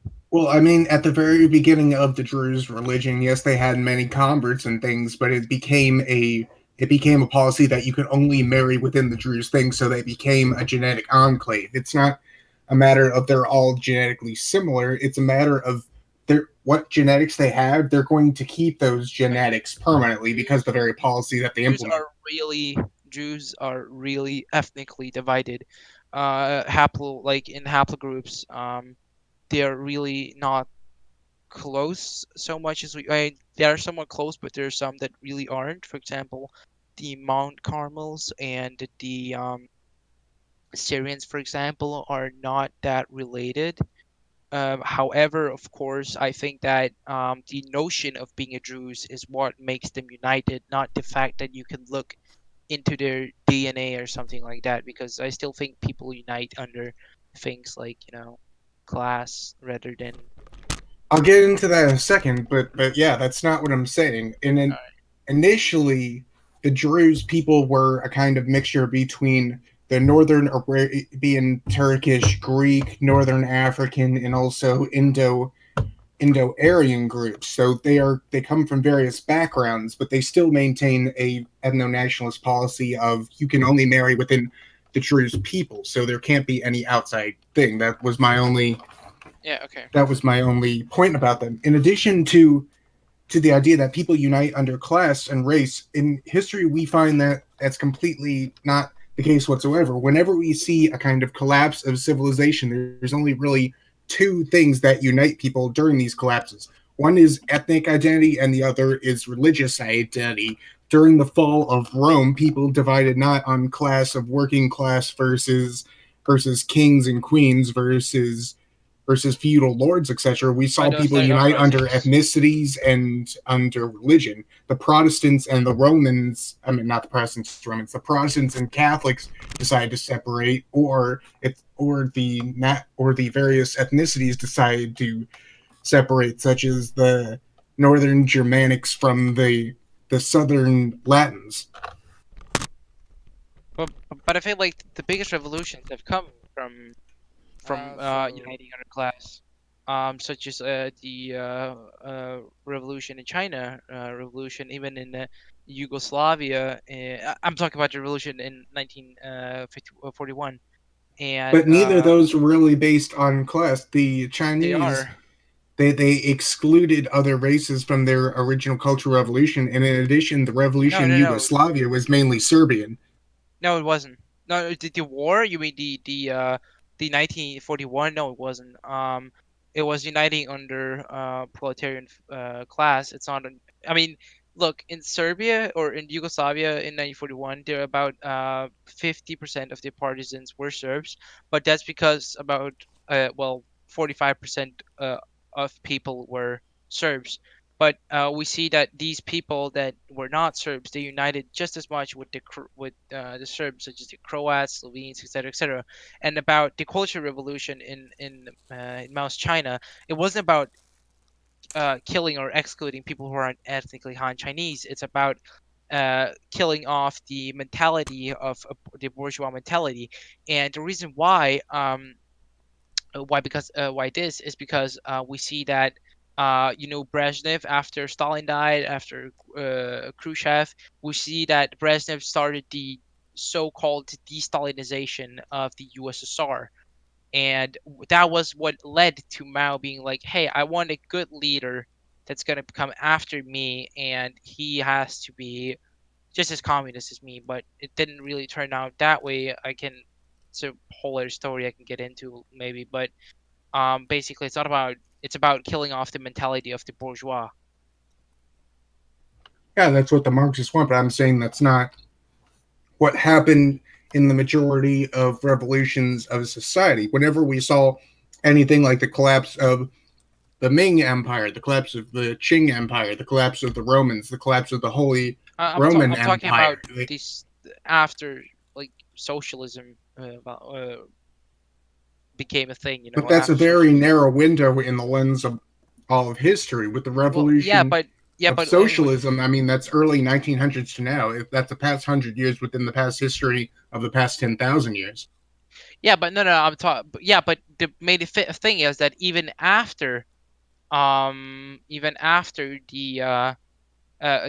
start of socialism, the establishment of socialism as an ideology, we see that more frequently we have these class uniting struggles and not these social or ethnic united forces going together. I mean, But that's again, Even the Paris. I'd say that's completely wrong. I mean, we can even look at communist revolutions such as in South Africa and such. Even they are having an ethnic trade to them. Even they are. It's not the white and the black underclasses uniting against the black and white upper classes. It's this black underclass uniting against the white Yeah, but it's underclass not as under. well. Yeah, but it's not under race. They're doing it. They're doing it because the whites are the ones that came there, took their land, and that's what happened. actually, It, the people it's in not South about. actually the people in South Africa were not the whites that came there and took their land. The ones right there that you're talking about, the farmers that they've been taking land and murdering, those were actually Dutch sailors who basically had multiple shipwrecks along the coast and then were Yeah, allowed to settle there by the actual original South African government before they got colonized. the thing is, I don't support just talk about Zimbabwe and South Africa. What's happening with white people. I don't support the thing that they just like go around and kill white people, but I can see that from a really narrow perspective why they would think this is okay. It is because of the utmost intruding imperialism that they've been exploited or been exploited Yeah, but by. again, it gets down to the point. They're not uniting under class Well, in this yes, they are. communist revolution. They're Yes, they are. uniting under. Then why are they killing farmers, which are by definition the proletariat? They're not. No, they're not. The thing is, they're not the farmers. The farmers are not proletariat. These farmers that you're talking about, I've seen. I think we're talking about the same person, but I've seen many documentaries about these people talking, and these people own private property. It is not about killing people who are white. of course, there are really rare cases where this actually happens, just like because you're right. But the main force of this is the driving upon um, the uh, the economic class divisions. And look, Then why don't we see white working class because people there's no uniting under the revolution? because there's almost no white working class in these countries. It's mostly black people that are working class, and the reason why is because of exploitation. Because all the white people that are there because, well, the black people aren't really the first people in South Africa, but they have been there as the people who are exploited, while the white people were been there as the people who exploited others. So that's why there's no white working class. I mean, there's probably a really few of them, but they don't really do anything about it. All right. Alright, but so again, I can't really see this throughout history. I mean, throughout history, I can even after even after Marx published all of his works, I can't really see many revolutions being united by class rather than religion or ethnicity. I mean, I'm thinking like the IRA Um, revolution. That's not done by class. I'm thinking about the American Revolution. That wasn't done by class. That Actually, was there are some what's it called there are some Irish, or the IRA was a socialist, yeah, a socialist. they were, but they didn't incorporate United. They didn't Actually, there were incorporate some. English or Welsh socialists. Actually, there are some not foreign IRA members that are not Irish that fight for their. They volunteer for them, and the thing is, I think that's a little bit false because we see examples said Yugoslavia, but also Spain.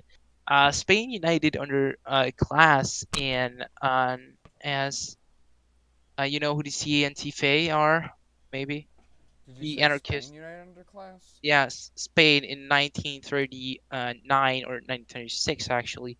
It is the CNTFA, the anarchist, anarcho-communist, so-called revolution. By the way, I'm not an anarcho-communist. So don't agree with their way of looking at dialectics, but also what happened here is that we had not only Spanish people, we had about 30%, like 30% Spanish. We had about 40% Catalonian. We had some people from Basque. I don't know if I'm pronouncing it right.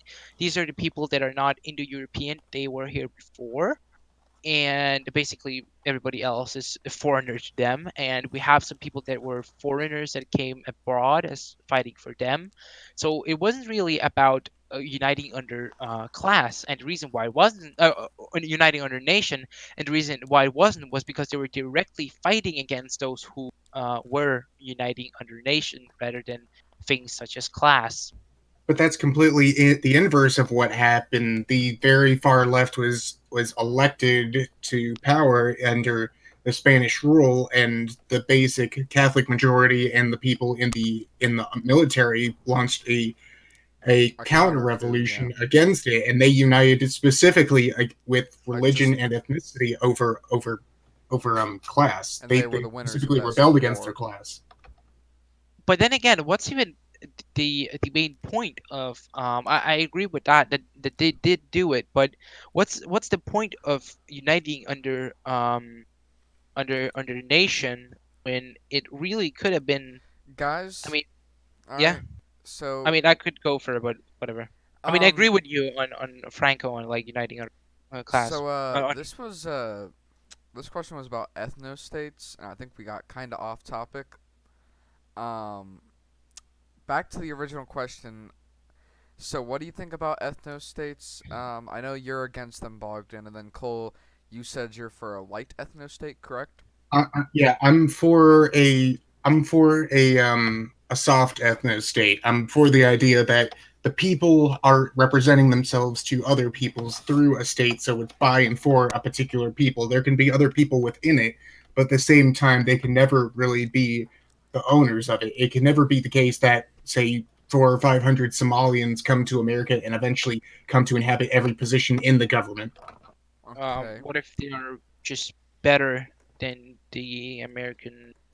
Then they Wh- shouldn't have immigrated in the first place. Yeah, that's kind of true though. If they're better than America, Why? I why they mean, shouldn't have what come. if Somalia is really a shithole where nothing gets done because it's owned by a pretty Well, yeah, much. I mean, it's pretty but then feudal. why? But then why don't they make their own country great? Wait, are you actually? How can you suggest the fact that? How can they make it great if there's nothing you can work with? There's absolutely nothing you can do there. They own everything. The feudal class, like Somalia is even a feudalist country to some extent. It's semi feudal.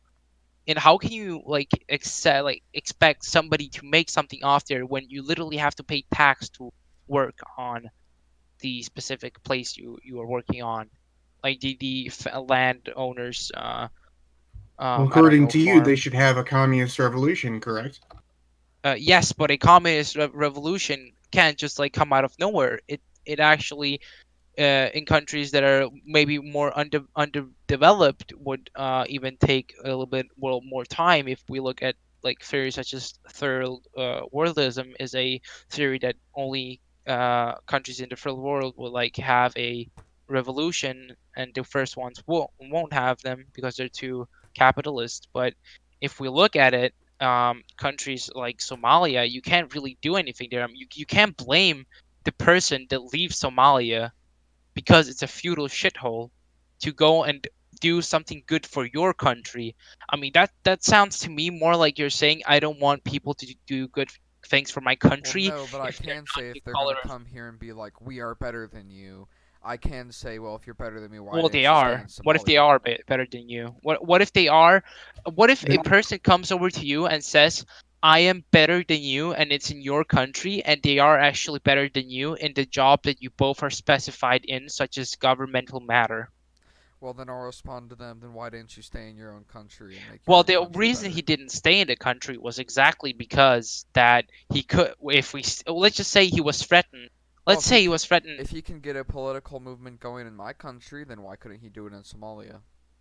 because people didn't support it there.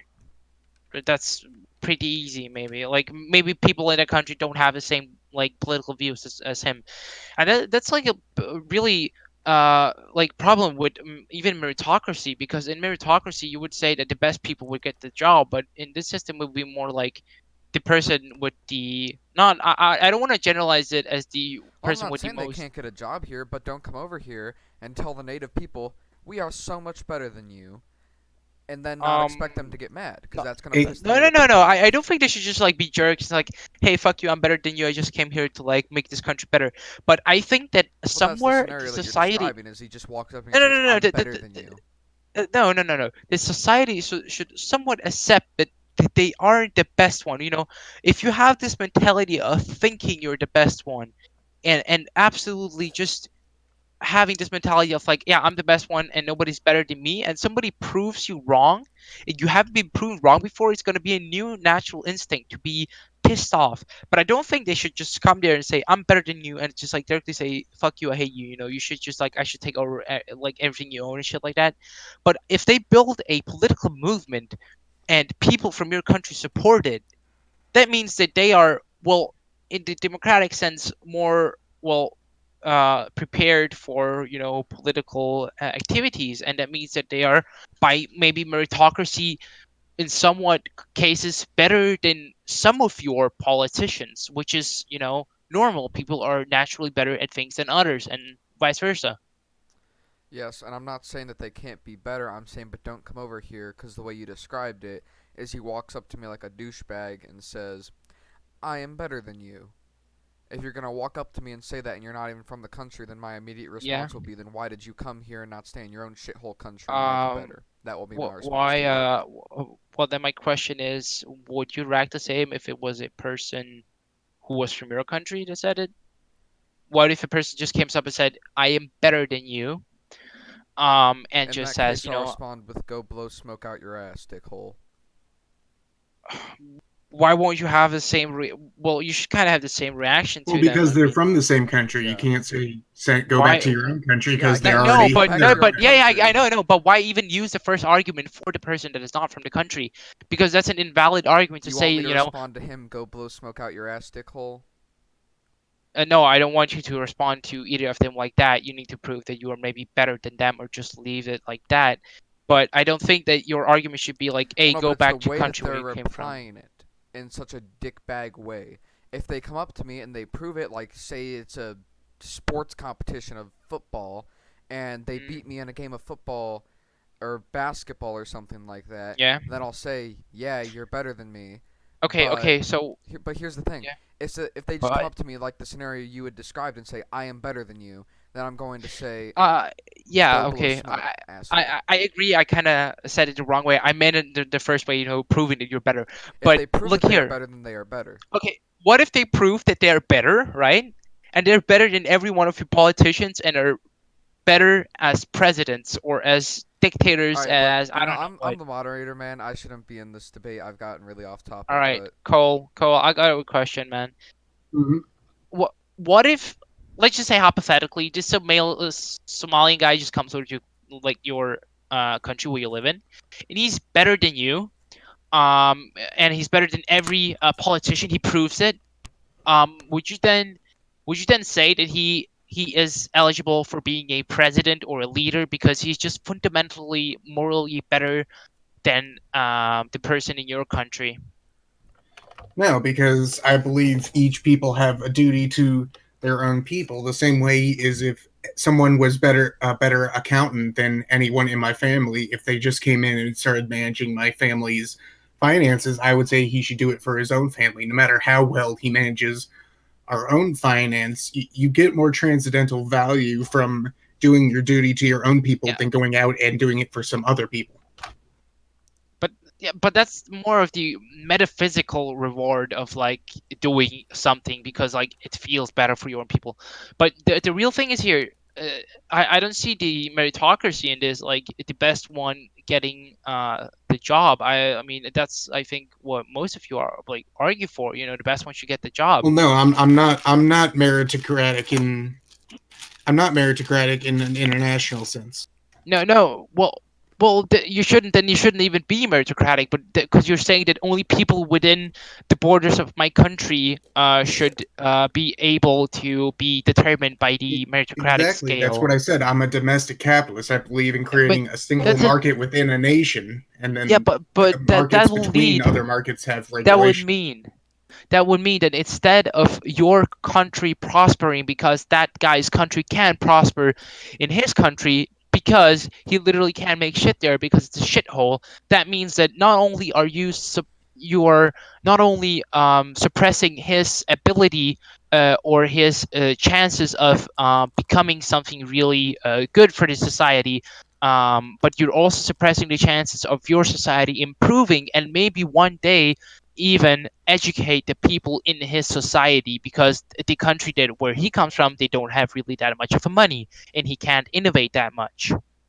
But in the you keep saying in terms of bettering, in terms of getting better, you're talking about it in a a bourgeois kind of capitalist perspective where Yeah, because I'm I'm not talking. for that. If I'm not talking I'm I'm not talking, but but I'm not saying it in terms of that sense. A country can suffer in terms of profit and everything like that and still be a better country for it. I think that Japan is a much better country than America. Is its GDP as high? No. Is every single person in Japan as well off as the median in America? No. But I still think it's a better country because it has these higher transcendental values that motivate its economy beyond mere profit importing the best people to take the positions of the less important people within their own domestic economy. okay, this debate's Okay, been going on for exactly 24 minutes. all right. Actually, it's been going on for actually about half an hour. Just because the first like 10-minute timer I shut off and restarted. Oh shit. So I'm just gonna end it on ethnostates. Cole, you're for a light ethnostate. Bogdan, you're for no ethnostate. No. All right. Next topic. Is just communism in general. Bogdan, you go first. Like, what do you think of communism? What is communism? You're asking, or what I think of it? What do you think? Have you think it's done more good in the world so far, or more bad? it's really what depends on who you ask for. I mean, if you ask the working class in countries like China, Soviet Just the Union, average person. well, the average person is not informed enough to know what communism is, in my opinion, and what I've experienced. Because like 1 year ago, I thought communism was when the state does things. So you can see the problem. Yes. Um, but I think from a Marxist perspective of carefully like analyzing dialectical approaches, we would see the effects of communism only after, or even the nostalgia for communism only after we have approached a certain level of of a bourgeois situation, such as like Cole has his Evola involsion about merchants being the, was that the third stage, right? If you can The correct me. merchants were Yes, the they're the second Yes. fall. invasion. They're the third Yeah. stage of The involution. third fall. Yeah. In our perspective, of course, the last final thing would be the communist high form state, or the Hmm. state, the society where there's no state, and there's no money, there's no money used, and there's no class. Now, what I think that it would bring is, of course, in theory, it is supposed to bring us world peace when it comes to wars, because there would be no profit motives behind them like they are now. What I think it has bring to the world is a new perspective of looking at things. I think it's bring a lot of good innovations. I think it's bring a lot of good things, such as good healthcare systems. I think it's bring us. I'm talking about socialism here. We haven't Right. had really communism. I think it's bring us good industrializations. I think it has lowered crime in many places, such as the Soviet Union. Whatever my political opponents think of it, we can look at objective data such as the USSR and compare it at its peak with the Russian Empire at its peak, and we can compare it with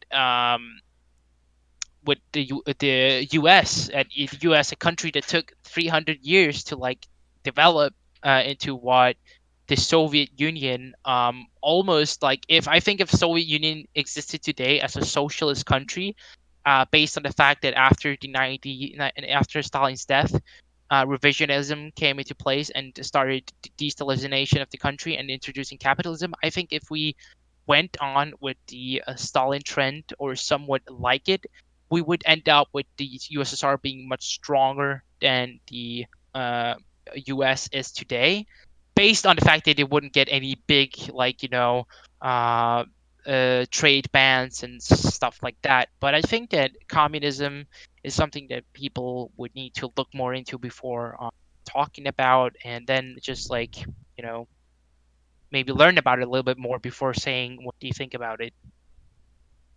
All right. Cole, your response? I believe communism is the final fall, and it's the absolute separation from man from what is absolutely essential in the world. And a quote from Julius Evola in regards to talking about economics is, as long as we continue to talk about consumption and distribution, we are not even getting close to what is essential. Communism, it's the triumph of materialism. It's the separation of man from everything that makes man special from animals. Basically, he's just a Hey, Cole. technologically superior Cole. Call your microphone is kind of. No, that was me uh, who cut out Oh. there. Oh. I just want. Yeah, I accidentally hit my thing. so Your my mic board is just cut fine. off. Your mic is fine. I Yeah. just want to tell you that's why you guys probably heard a lot of static there. Yeah. Is because I accidentally hit my cord and the thing pulled out. All That's right, fine. so I'm fine to keep going. You're fine to keep going. Okay, and whenever we see this materialistic worldview take hold, we see just absolute terrible atrocities be committed. Tradition is the solution to problems we've long since forgotten, and many times we just seen communism just fail over and over, Lysenko in the Soviet Union, like throwing out all the tradition within previous geneticists' work and promoting the idea that even plants can be taught class Class what's the word I'm conscious. looking Yeah. what Oh yeah. I know. Yeah. class Never mind. solidarity. That's the word I'm Yeah. looking for. Exactly. Yeah. And in addition, we see this in the many different revolutions in China. We saw the failings of it in the Hundred Flowers campaign, where new ideas couldn't take root because it was in the end just a scam in order to get people to reveal their anti-communist ideas to be purged. And with the destruction of the so-called pest animals in China causing mass famines, we see just many traditions absolutely thrown out in this progressivist notion of we're better, No. we're morally Yeah. superior, we're technologically superior, so we know better than our ancestors, which is absolutely ridiculous. Once you Um, embrace tradition, you can see that materialism, it's just an absolutely bunk notion that separates man from everything that is necessary for man to thrive. Okay. Should Connor, you I? there? yeah, yeah. All right. Okay. I'm allowing So, Bogdan to but rebuttal. it's just like materialism is like used to refer to people who value possessions, and put that in that definition, Bill Gates is a materialist. But when we say that Marx is a materialist, we mean that he didn't love possessions. He analyzed the ways of. No, no, no. In philosophy, materialism means the belief that only the material world either exists or what matters, depending on the context. That Yeah, only exactly. what Yeah, but in the way Marx is a materialist is that he himself is analyzing it through historical imperialism, materialism. Sorry, and in the history of philosophy, idealism and materialism have been very different in meaning of their like usages. For us, all of reality is just based on matter, including the human brain, which itself is a like result of like organization of matter in many ways. The most like popular form of well, let's just say the abstract ideas, it is not the conscious that determines the being. That's what Marx said, and putting it another way, it just means but social being that determines consciousness. And this is what we argue for. Now, for the idealist, probably the most popular form of idealism is free will. The idea that individuals can do anything they set their mind to. For example, the view that you can beat out poverty if you try really hard. I mean, we don't really believe in this idealist notion, and the reason why we don't is like even in economics when we look at it. I mean, you know how trades work. When you trade something to somebody, there's no value being created. Or when you're hungry and you see a soup, you the soup's the soup's price goes up in a capitalist country, but the material that is in it is not changed. There's nothing put into the soup that makes it more valuable, or just the food that you're eating. This is what we are arguing for. So we're using materialism in economic and in social sphere, and we are analyzing it through dialectics. All right. yeah, and what I'm saying is that's not even close to what is essential for humanity to thrive. A single wooden cane that was owned by my grandfather is has more value than 100 wooden canes produced in a factory Mm. somewhere. And For it's not just the idea of sentimental. It's a value of tradition. It's a value of carrying on a past legacy, that your place That's within the right. hierarchy is maintained. But The, communists seek to do away with the hierarchy, with the tradition, and impose strictly materialist value on things. That cane is only worth the amount of time the laborer spent in to craft it. Its history, its value to the previous generations, it's completely uh, disregarded. I could get to the labor theory of value, but I think it would take a long time. Yeah, So I don't want to I'm really, trying to really keep do it. this topic a lot shorter than the other ones we've already Okay, spent okay. I 10 just minutes want on. to, say that maybe that interpretation wasn't really 100% right about the how much it takes and et cetera, et cetera. But what is, however, right is the fact that that one boat is not worth a new boat. Yeah, maybe for you, but generally looking at it, I would rather use a new boat than use a old boat. And this is why we see the valuing of old things in this modern society, where we value old things that are somewhat scratched up, and maybe even technologically inferior than new things. And this is the problem because it leads to these reactionary well, for you maybe this isn't the problem, but in a in a socialist in communist Marxist sphere, this is really bad. And why it's bad is because we value things or the use value of a thing as shallow.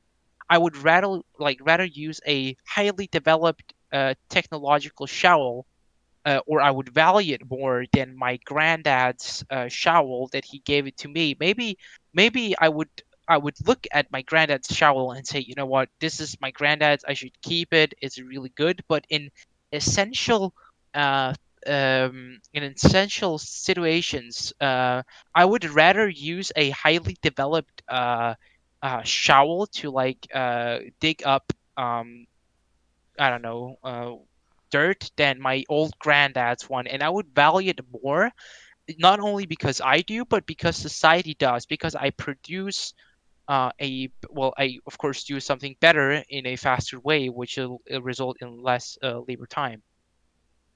All right. I think we've covered the communism topic good enough. Cole, if you've got anything else to say, you may say it. I'm giving you exactly 1 minute. All right, communism everywhere that's implemented either directly or through increments. We've seen the absolute disaster it creates. Even the various communist revisionists of the Frankfurt School saw the failings of pure economic communism and sought cultural ways to try to change the culture towards communism. And we've seen even that revision absolutely be just a terrible result for all the society it's implemented, whether it be division within nations or nations themselves attempting it. It's always ended either in collapse or just degradation to the point of irrelevance. Um, can I say something about that Yeah, part where you you're have talking 1 minute about? response to his last Okay, point. can you just wait a minute because like somebody's like calling me. Yeah, sure. All right, wait a second. Can I like just mute myself? Yeah, just mute yourself.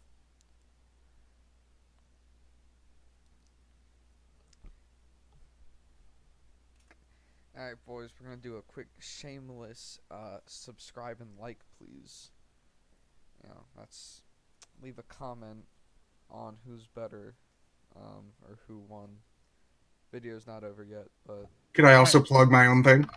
yeah, I was actually gonna plug your stuff at the end, by the way, along with All the right. Um, ending.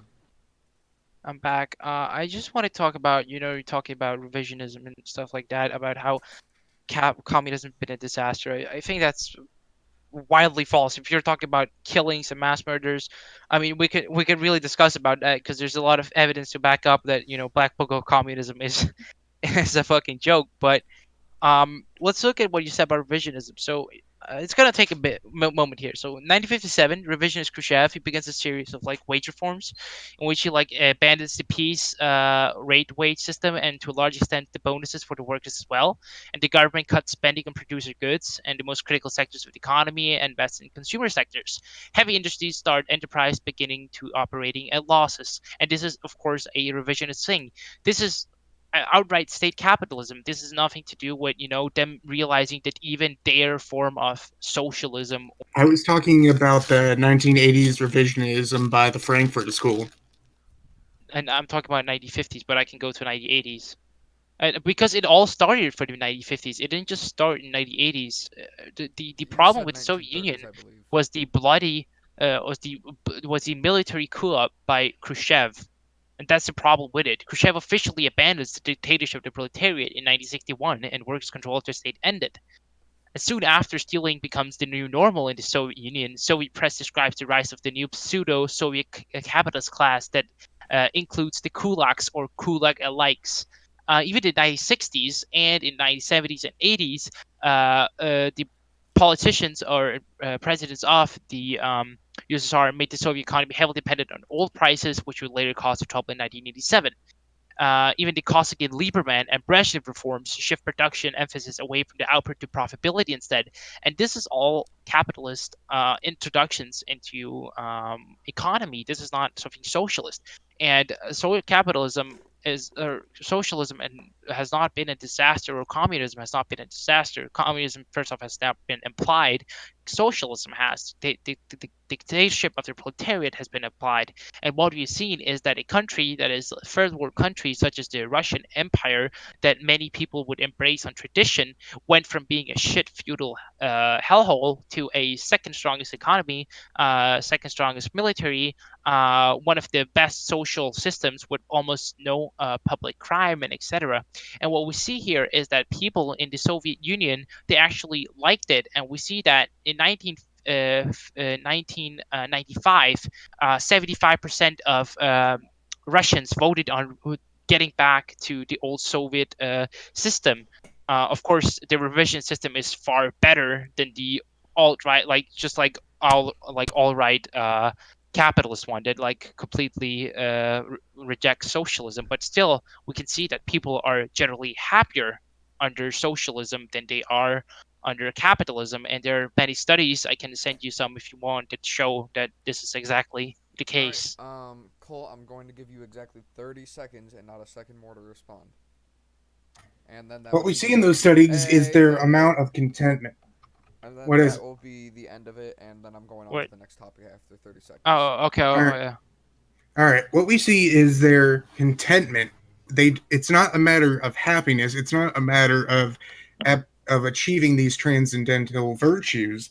What we see is their contentness, because what's happened, instead of being in the capitalist society where they were very unsuccessful in being these capitalists, these top 1% type people, what we see is them being content and serving a singular purpose. However, this is an empty purpose. It's a materialist purpose in the end. They're not experiencing true bliss. They're not experiencing joy of participating in their singular duty. And again, I was referring to the cultural Marxism portrayed by the Frankfurt School, who specifically came and asked, why did economic Marxism fail? And they concluded that because you need a cultural revolution before an economic revolution, completely inverting the ideas of Marx. And everywhere we see their Yeah. policies being implemented in the Communist Party of North America, in the various different sectors of Latin America, we can see that it's absolutely failed still. So whether it be economic, which has been deemed a failure by the cultural Marxists, or the cultural Marxists in their apparent failures, we can just see that communism itself, and whenever it's tried to be implemented or steps taken to implement it, it's just produced a less viable society. It's produced a less fulfilling society. Okay. Can I like please give a response for that? You have a Yeah, 30 you can second have clock 30 started. seconds. I mean, first off, I mean, not really true about the cultural revolution part. People can have these social or socialist economics before that, but I mean, the thing is, who are the cultural Marxists? I mean, cultural The members Marxism of is the not a thing. Frankfurt School is who I'm referring to. Cultural Marxism doesn't exist. It's like saying But postmodern like Marxism exists. It's like But that's literally what they call themselves. I have books by Foucault right here who call themselves cultural yeah, but they're Marxists. That's yeah, but they're not Marxist. They're just they are not in any sense Marxist. Every Marxist will tell you these people are not Marxist. Not even why put even the culture the Marxist part, just put the cultural something else, because you're not a Marxist in any way culturally speaking. And about this the part of economics, I just sent in a chat, if you can check the first and the second PDFs. It's a study done by I'll actually tell you, it's a study done by two economic development political system PhD Shirley Sarasito and Howard Weizkin. They're both PhD in economics and economic development, and they both concluded that in countries where socialism and capitalism were predominant, the countries where socialism was increasingly better than the countries with capitalism, and even with the countries where the rate of production and rate of standard of living was the same, the socialist countries did way better, not only on a happier scale, but on an economic scale and a productive scale, and how people felt about working, just like generally not being oppressed and forced to work. All right, homie, that's gonna be your 30 seconds. Basically, Cole don't like communism. Bogdan, you like communism or Marxism? Sorry. Well, that was for. Yeah, I do love Yeah. communism. Yeah. Yeah, but I'm just gonna end it there. Next topic, religion. Cole, I don't think I've ever asked you anything about religion. Bogdan, I'm pretty sure you said you were atheist but used to be a No, no, Christian. no. I'm not atheist. No, I think nobody's really. I'll get into that. Okay, that's fine. You have your 5 minutes starting now. Me? Yeah, you. Oh, okay. Sorry. I don't think anybody's really an atheist in that sense that they don't believe in anything. I think it's something that you push for not to believe in. I think though that Abrahamic religions, they are essentially flawed in a moral sense, not only moral sense, a scientific sense, and logic fallacies. But I don't think that the concept of like immanent being or a metaphysical being is a bad concept, as long as you don't try to force this unproven metaphysical force to me, like trying to like actually it's like hey, you have to believe in this and stuff like that. Now that's what I don't believe in. Believe is good.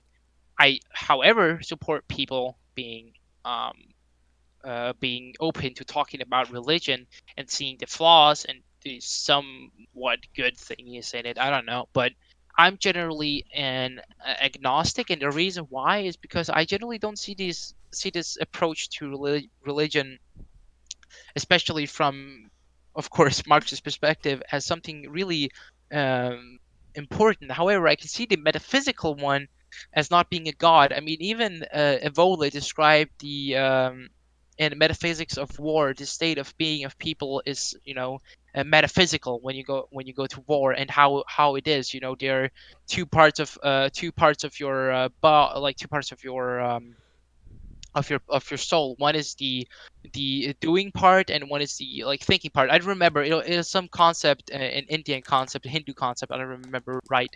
I don't think I can remember names, but I think that everyone is in some form of way metaphysical when it comes to situations such as war. But however, I don't think that that specific thing proves the existence or the necessity for an existence. However, I personally like some theologians such as Søren Kierkegaard, Danish Danish really popular Danish theologian, and Aquinas, but I don't agree with them, but I think they're really good to read just to like think about stuff that you don't really use to think about such so much. Like, even Hegel, who I personally read a lot, even he is like a religious, but he's somewhat of a pantheist Christian, and I even agree with him on some points with to dialectics. But I mean, I think religion can be used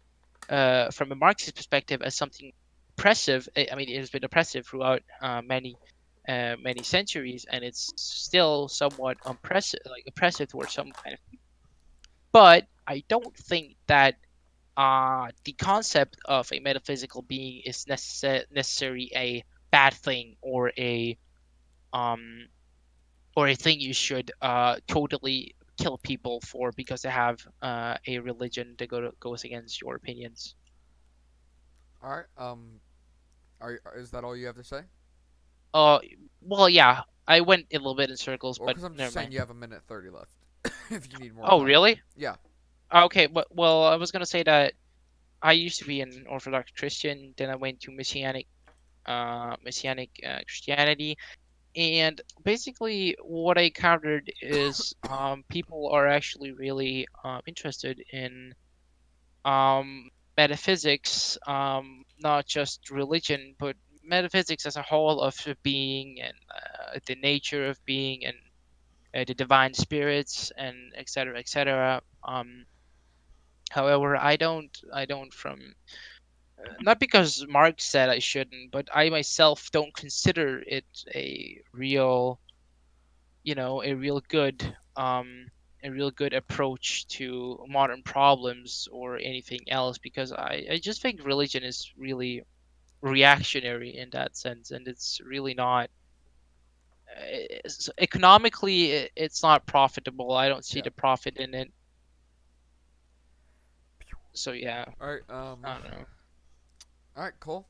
That just about wraps up his time. You start in three, two, one. Religion is absolutely necessary for the thriving of humanity, and Bog, in a way, he deviates from regular Marxist theory in that religion can't be compatible with Marxism and communist revolution. It's something that's antithetical. It's something that's traditional, and again, he puts it as something that's reactionary. It's something that binds the past to the present and preserves for the future. That's simply not something that can be combined to the materialist worldview. It's, again, as I brought up earlier, the two things that unite people during collapses of civilizations. It's ethnicity and religion. We find people dividing themselves based on this during any kind of collapse of any major civilization, and I'll even add the caveat before the rise of socialism.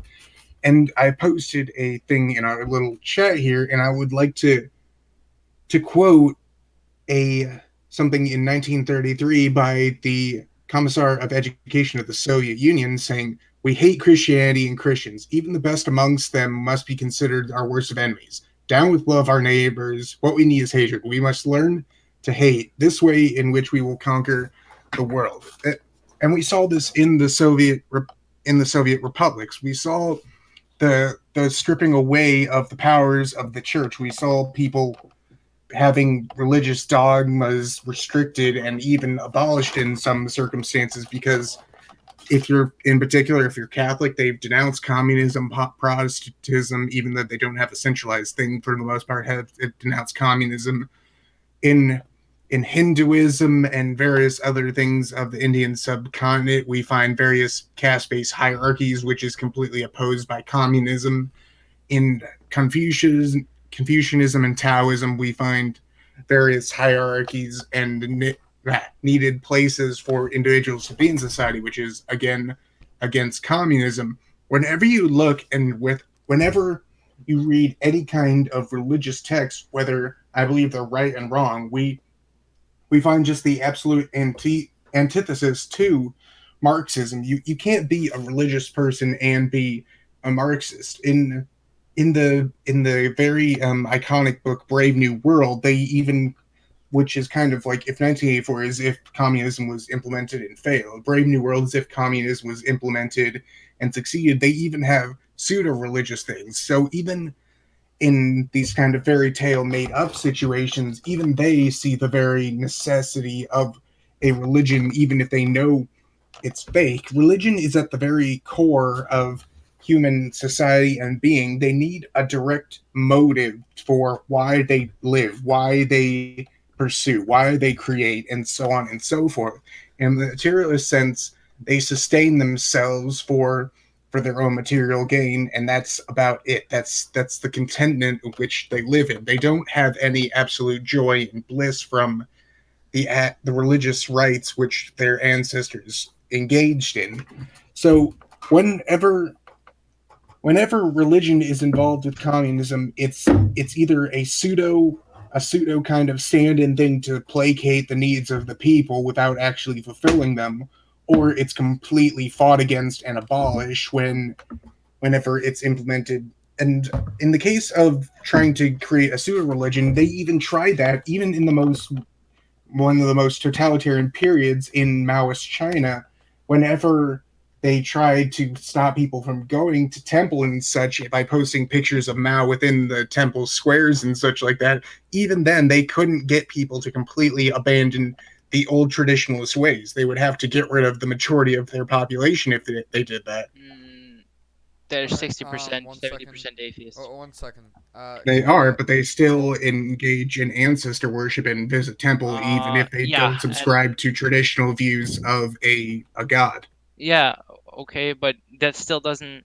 Well, look, the thing you said about communism, yeah, or is an antithesis to the dialectical approach of material matter. But what is important here is to look at Wait. what you Hey. said. Hold up. Cole, you still had about 30 seconds if you need any more time. No, If I'm not, fine. He can continue. all right. Let me restart your time. All right. You're gonna have exactly 1 minute 30 seconds. Go. Okay. Well, you said first that people are somehow bind, like we need God to find a reason. I think that's absolutely absurd. I think that evolution explains perfectly well why we need to procreate and etc etc, even abiogenesis, how we uh, came to be as the first very cells. Now you're saying that people unite under religion. Well, yeah, they do, but this doesn't necessarily mean that their like religion is right. And look, um, what Marxism is, it's not about thinking what you think is right. It's about actually looking at real facts. So if your God exists, then sure, worship him. If he doesn't, what's the matter of worship him? If he doesn't exist, it's just it's just stupid to do that. But however, how you, as you said in what you quoted about the education system in Soviet Union, Education I don't It commissar. was know. by the Commissar for Education Yeah, in the can you Soviet Union send in me? Can you actually 1933. like send me a source of him saying it? I Just posted it in the chat. Yeah, if you look yeah, here, but it like, can you was. send me the link or something like that? Because I just find it hard to believe that it's like one thing and that's it, like one source. But however, I can see why this would happen. I mean, the ruling class was highly bonded to the religious class in Russia, and this is why they had a problem with them, because they were mostly bourgeois people who supported the king just because, he had a lot of money, he had a lot of power, etc., etc., and they could be part of his little group. And now the thing is about them being against love your neighbor is because Christianity sort of like pacifies the masses. It says like, oh, it's okay, you're having it bad right now, but in the next life, you're gonna have it good. Like it's gonna be a good life you're gonna have in heaven, or after you go to heaven at least. And this is the problem, because this is what they had against the Russian Empire and the Orthodox Church, and that is because the Orthodox Church supported the famines under the Russian Empire and said that they will go to heaven and stuff like that, and people were pretty pissed off because they want to like live in a world where like you actually live and not a fictional matter. At least in my opinion, So I don't see why they wouldn't be mad and say we hate Christianity, because quite frankly, I mean, Christianity is pretty anti, I mean, yeah, Marxist. All right. However, Um, metaphysics aren't that's really three that. minutes. Cole, I'll give you 3 minutes if you need it to rebut or rebut against him. If not, we can move on to the next topic unless you guys need to say anything else. Cole, I'm pretty sure you want to rebut, so you have your 3 minutes. Um, I don't need 3 minutes. I just think Well, no, I gave him three that minutes, so I I'm giving you 3 minutes. yeah, no, but I just think that I was pretty sufficient in my original thing. I think it's pretty self-evident that Marxism is opposed to religion, and any single successful society we've seen throughout all of human history has had a base in a religion, in a spirituality as uniting the people. When we see this fracture, and when we see multi multi-religious kind of societies form where the even, and I'm not even talking fractions in terms of just like Protestant and Catholic. I'm talking about fractions in terms of like Muslim and Hindu and Yeah, like Christianity and Islam and Hindu and Taoist and such like that. We find these conflicts and such. The basis of society, besides being the formulation of a particular nation to each other, what forms the nation itself is the particular hierarchy, and behind that hierarchy is the expression of, as Evola would put it, their particular rights and customs of this kind of. Well, it actually I might need that 3 minutes, but in Revolt Against the Modern World, he yeah, describes the Exactly ancient 3 minutes. ancient yeah, belief yeah, behind all religions that many mistake as animism. That there is the body, there is the totem, and then there is the shadow. The totem is the kind of ancestral god that everyone has, the kind of worship of the ancestors, the worship of these are my predecessors and they are holy to me. The shadow is kind of what we analogous to what we say is the soul, but that's getting into another topic. And but my point is, without this kind of ancestor reverence, without this kind of worship of the ancestors, of putting them on the sacred pillar, we just fall into this progressive. I know better. I know what is best, and that leads to disaster and ruin whenever wherever it goes. Um. Okay. All right, hold on. Let Are me you stop talking? the timer. All right, you. I'm gonna give you exactly 2 minutes if you need a Okay. Okay. response. Yeah. First off, why you said like some religions have been like uh the grand core of like societies. I don't think that's true. Um, the reason why we have societies where religion wasn't practiced in primitive societies of primitive communism, you didn't really have real religions. Nobody believed in it because You people. did. They worship the ancestor. We saw this everywhere. I mean, there's not a single tribe that I know of that was That's atheistic. not religion. That's just That is. It That's a counts as a. spirituality. It counts as theist. all right. But the reason why is this is because of the dialectics. I mean, always there's always going to be something better. Like capitalism was better than feudalism, and socialism is better than capitalism, and communism is better than socialism. And it's always going to go this way. And that's why religion in that time was socially necessary for that group to strive. But now that we see it as as how it goes, we'll see that we maybe don't need religion anymore, which I quite frankly agree. I mean, I don't need religion to be like well integrated into knowing what's good and what's not.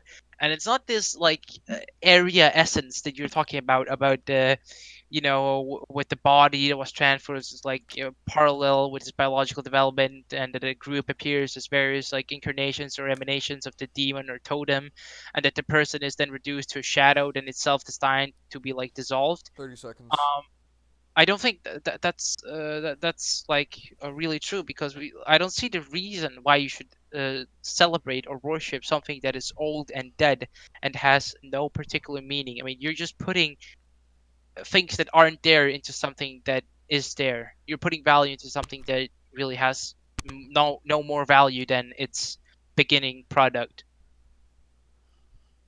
All right, that's your 2 minutes exactly. Actually. Look, can I just say one more thing? Sorry. Sure, sure. Um, about culture, you said about postmodernism. It won't lead to postmodernism. It doesn't lead to this anti morality, anti or relativistic reality. Because I mean, every religion has its own reality, and this is the ground core for religions. They think they're all right, and they aren't really right in any sense. And this is why these problems occur. Well, like postmodernism won't occur just because we abolish religion as a whole. I mean, we abolished religion in what, in Soviet Union almost, and Soviet Union was not postmodernist or postmodernist Marxist as like Jordan Peterson would put it. All right, is that it? Yeah. All right, Cole, I'm giving you 30 seconds to make your final statement, and then same to you. All right. All right. In terms again on the topic of religion, if you want to lead a fulfilling life, that you need a spirituality behind you. In order to maintain the link from past to present to future, you need a reverence for the ancestors in order to maintain a a significance for the future. You are just a long part of a chain in a hierarchy of your ancestors the to the people who will come after you. And when you implement Marxist policies, you put in place materialist policies, and those materialist policies do not value the ancestor, nor do they have any reason to value the future. If you can get a worker's paradise at the cost of eliminating the future generation, there's nothing in Marxism that would place value in the future generation over the workers themselves. I'm just gonna say that actually are for maybe valuing old things, but old things that are applicable to today, that are dialectically uh, acceptable today as things that we can really worship, such as Marx or Marx ideas. That we can, even though he's old and dead, it's a long time ago, his ideas are still applicable. And the problem here is really that religion as a whole, you don't need religion or spirituality to lead you through things. I mean, without religion, if you didn't have your own morals without religion, or if religion is the only thing that stops you from not killing or doing some things just because your religion said it or because your ancestor did it, then I think your moral compass is really weak, not from the standpoint of my opinion on your opinion, but on the fact that you just base your ideals around a metaphysical being. All right. That is your time. I'm gonna count this topic as discussed thoroughly. Um, in case someone wasn't listening or just didn't catch it, Cole is very highly religious. Look, I believe Bogdan. I believe you're like you don't quite know if you're really religious No, no, because no. I think I'm you not said you're religious. you're I not am. religious. I mean, even if I was a deist, I mean, deists. Deists are. They don't believe in a religion. They just believe there's a metaphysical being sort of out there. But even that is a more approach to atheism. Just saying, I don't know, but I think there is. All right. All right. Next topic. Let's see. So this is one that I really don't Can I just care. ask how Yes. many are left? Let's see. Three. All right. Um. All right. So this is my next question. What about government size? Big or small? Cole, I'm You, gonna start you off on this one, and you have your 5 minutes. I, as I wrote in my book, I define libertarianism as how the size of government being what is necessary. Now, what you argue for is the size that is necessary for the government. However, the necessity for the size of the government is based on the particular context. In some contexts, it may be necessary to implement more government and more government control, and it may be the case that they need less government control. And I specifically say in my book I'm only talking about in the particular American context because the absolute size of the country and the population of the country absolutely determines the amount of government they need.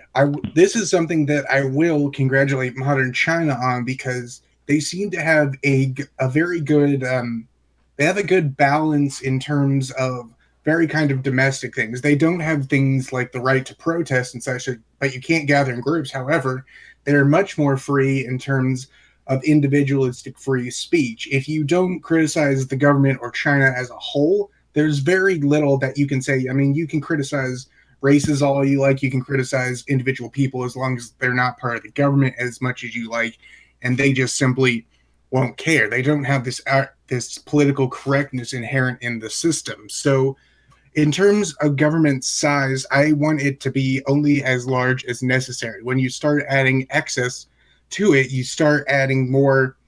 You add more. You add more bureaucracy to it, and you start to bog down the system. When you Well, what do start you think is having required in the government? again, I said it's based on context, but for the most part, I believe they should have controls on international market. They should be a cultural vanguard, and I believe they should manage the security of the state as a whole. What about something like the EPA?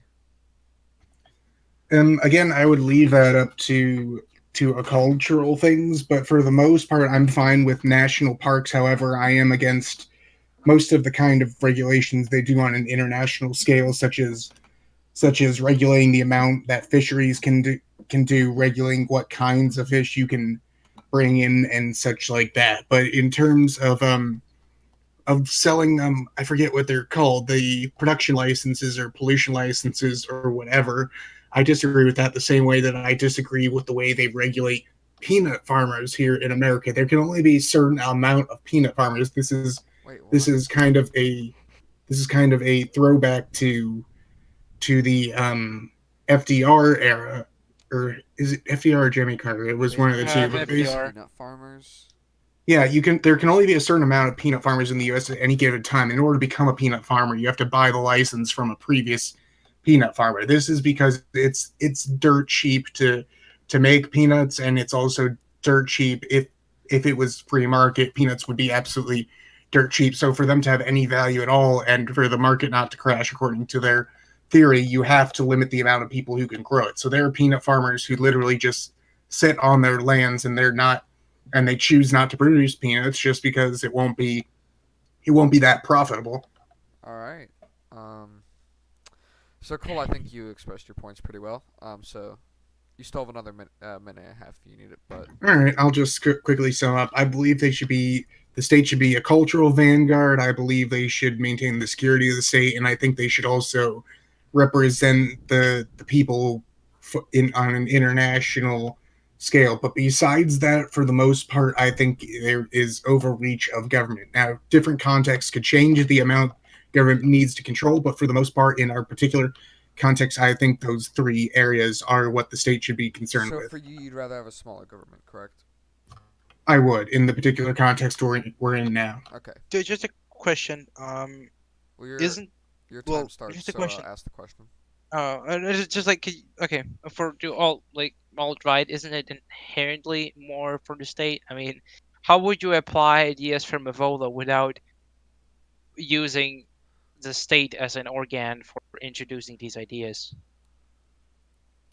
Well, I mean, for one thing, it could be a grassroots movement. I also said that the state should be a cultural vanguard to encourage and foster these ideas. Now, again, I'm not saying I'm against private schooling or anything, but I'm also not against some state-run schools as well. I'm for the public education system for the most part, as long as it doesn't Yeah. completely encroach on private schooling. All right.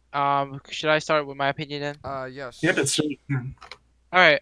So You as have you know, I'm four a minutes. Marxist-Leninist. So you guys probably already know that I support a dictatorship of the proletariat. And basically, what I mean, I can go long into it, but basically, what the dictatorship of the proletariat is in Marxist philosophy is basically in the where the working class is in control of the state affairs, etc., etc.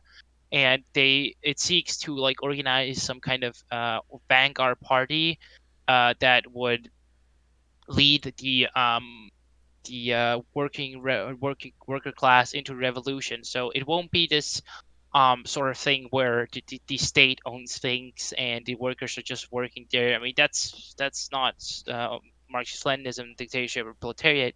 Now, what would happen is that when we have defeated capitalism worldwide, we would have the stage of the late stage of socialism called the withering away of the state, where the state withers away, also applicable by dialectics because for a communist society to be achieved, we should have a stateless, classless, money society. And under this stateless, classless, money society, well, that's kind of self-explainable how that would be. But as we can see, I'm not some kind of like authoritarian, like totalitarian or something like that. I believe that authority should be used to combat capitalism, etc. But communism's last form needs to be a classless, moneyless, and stateless society where it works owned, but it means by the where the means of production are owned by the workers. And this is exactly what well Marxism teaches about. But um, I would say that if we're gonna put my ideas on big state or small state, I would say that big states should exist to combat capitalism, but in the long term, in long terms, it should seize away or wither away, based on the dialectics of the dictatorship of proletariat. What's going to happen next is the withering away of the state. All So right. that's basically what I believe in. But also like in terms of like big state, in terms of social programs and all that, I'm very for it. Like I'm really pro like social programs enforced, and of course by the workers themselves because they own the state, or technically are in the state of are hold political power in the state of the affairs. All right. So I'd say you're for bigger government, correct? well, this is kind of a hard question for communists because communism is in a sense like stateless, but in a way, but the approach we take to achieving the stateless society isn't a anarchist one where we just completely abolish the state and think everything will just like be perfect, utopian, blah blah blah.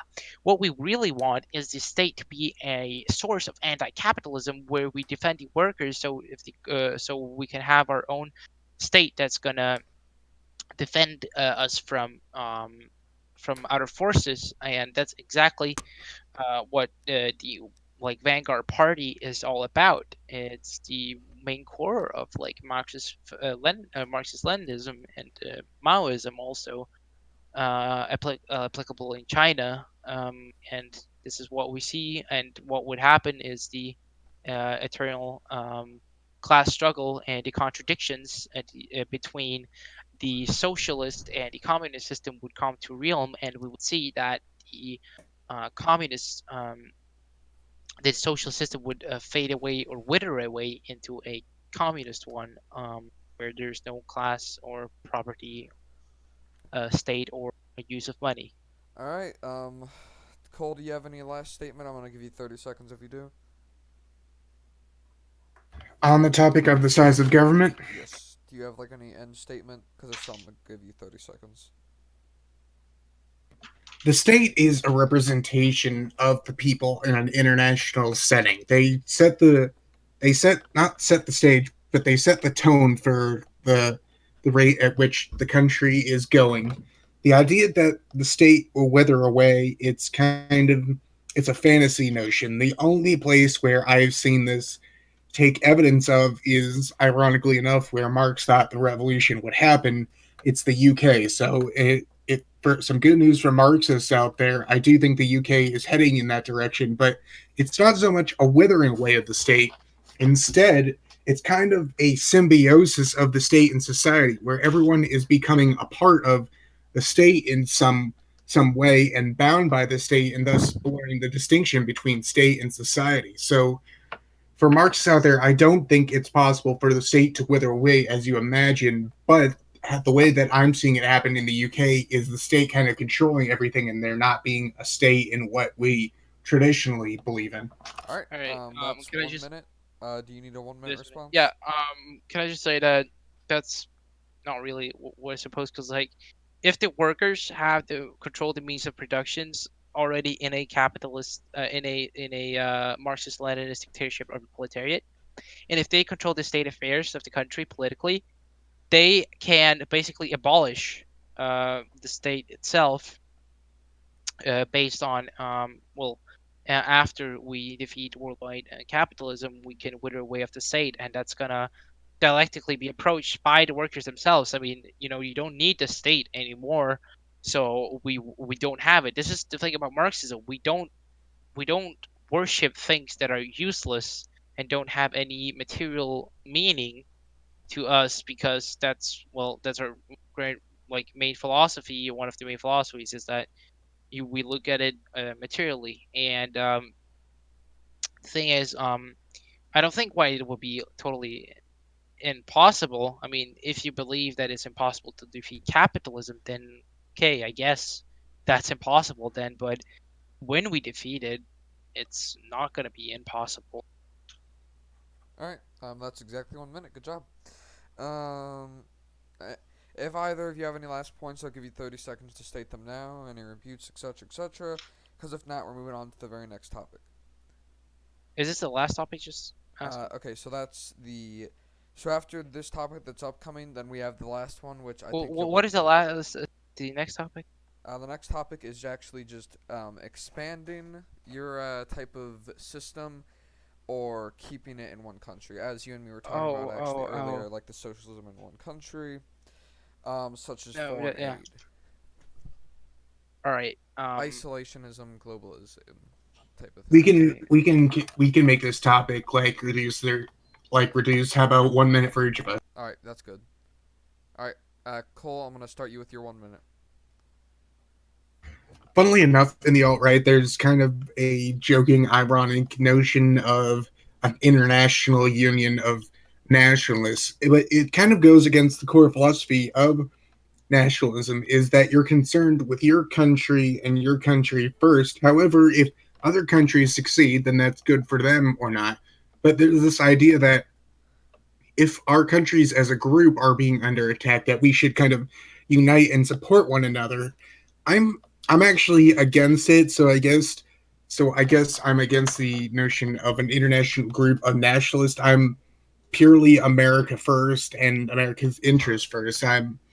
I don't think that we should be I don't think we should be the world police in particular, and I don't think anyone else should be a world police. So I believe in kind of the notion of spheres where the greatest power in the particular area has kind of military hegemonic control of that All particular right, area. your 1 minute So, is over. etc. We're All just right. gonna consider that Okay, you're asking ended. for isolationism or globalism?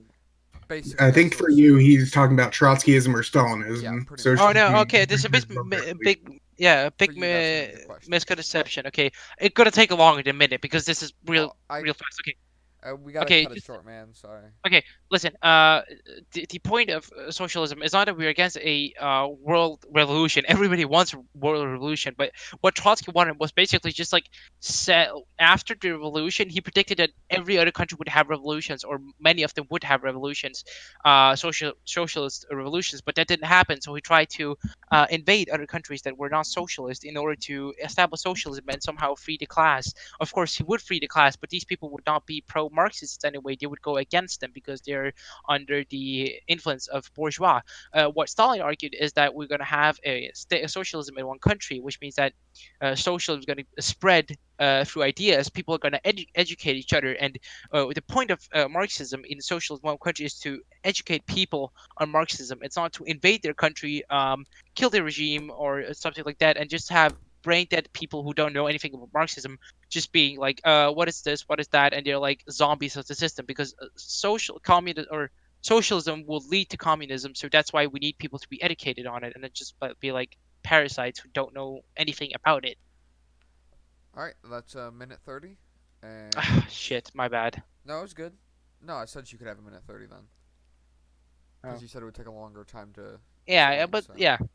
all right, I'm gonna move off that topic. Good enough. And my last one is a fun one that I think you're both gonna enjoy: legalizing drugs. Anyone? Oh, I can start. All right, I'll let you start. All right. I think it's a bad idea, actually. I think it's a bad idea to legalize drugs because they're inherently bad for people. However, I think medical drugs such as marijuana should be encouraged if it's necessary. I think smoking marijuana is okay for somebody that is not currently working somewhere or has to work, and the person shouldn't go to work and should not be allowed to go to work if he's smoking marijuana. Of course, if he's smoking it consistently, then then there will be an intervention here and say, hey, you can't really do this. We need you to work because you can't be a social leech, as we talked about in the beginning. But I think the reason why uh, things like drugs are criminalized so much is because of the of poverty. Uh, I think that there are more deaths by things such as smoking cigarettes. I'm personally against smoking cigarettes. I don't smoke and I don't drink, but I mean I've drank before, so of course, but I don't really drink it on basis, and I think it's bad. Like it's just objectively bad to smoke it when we look at what science tells us how it impacts your body.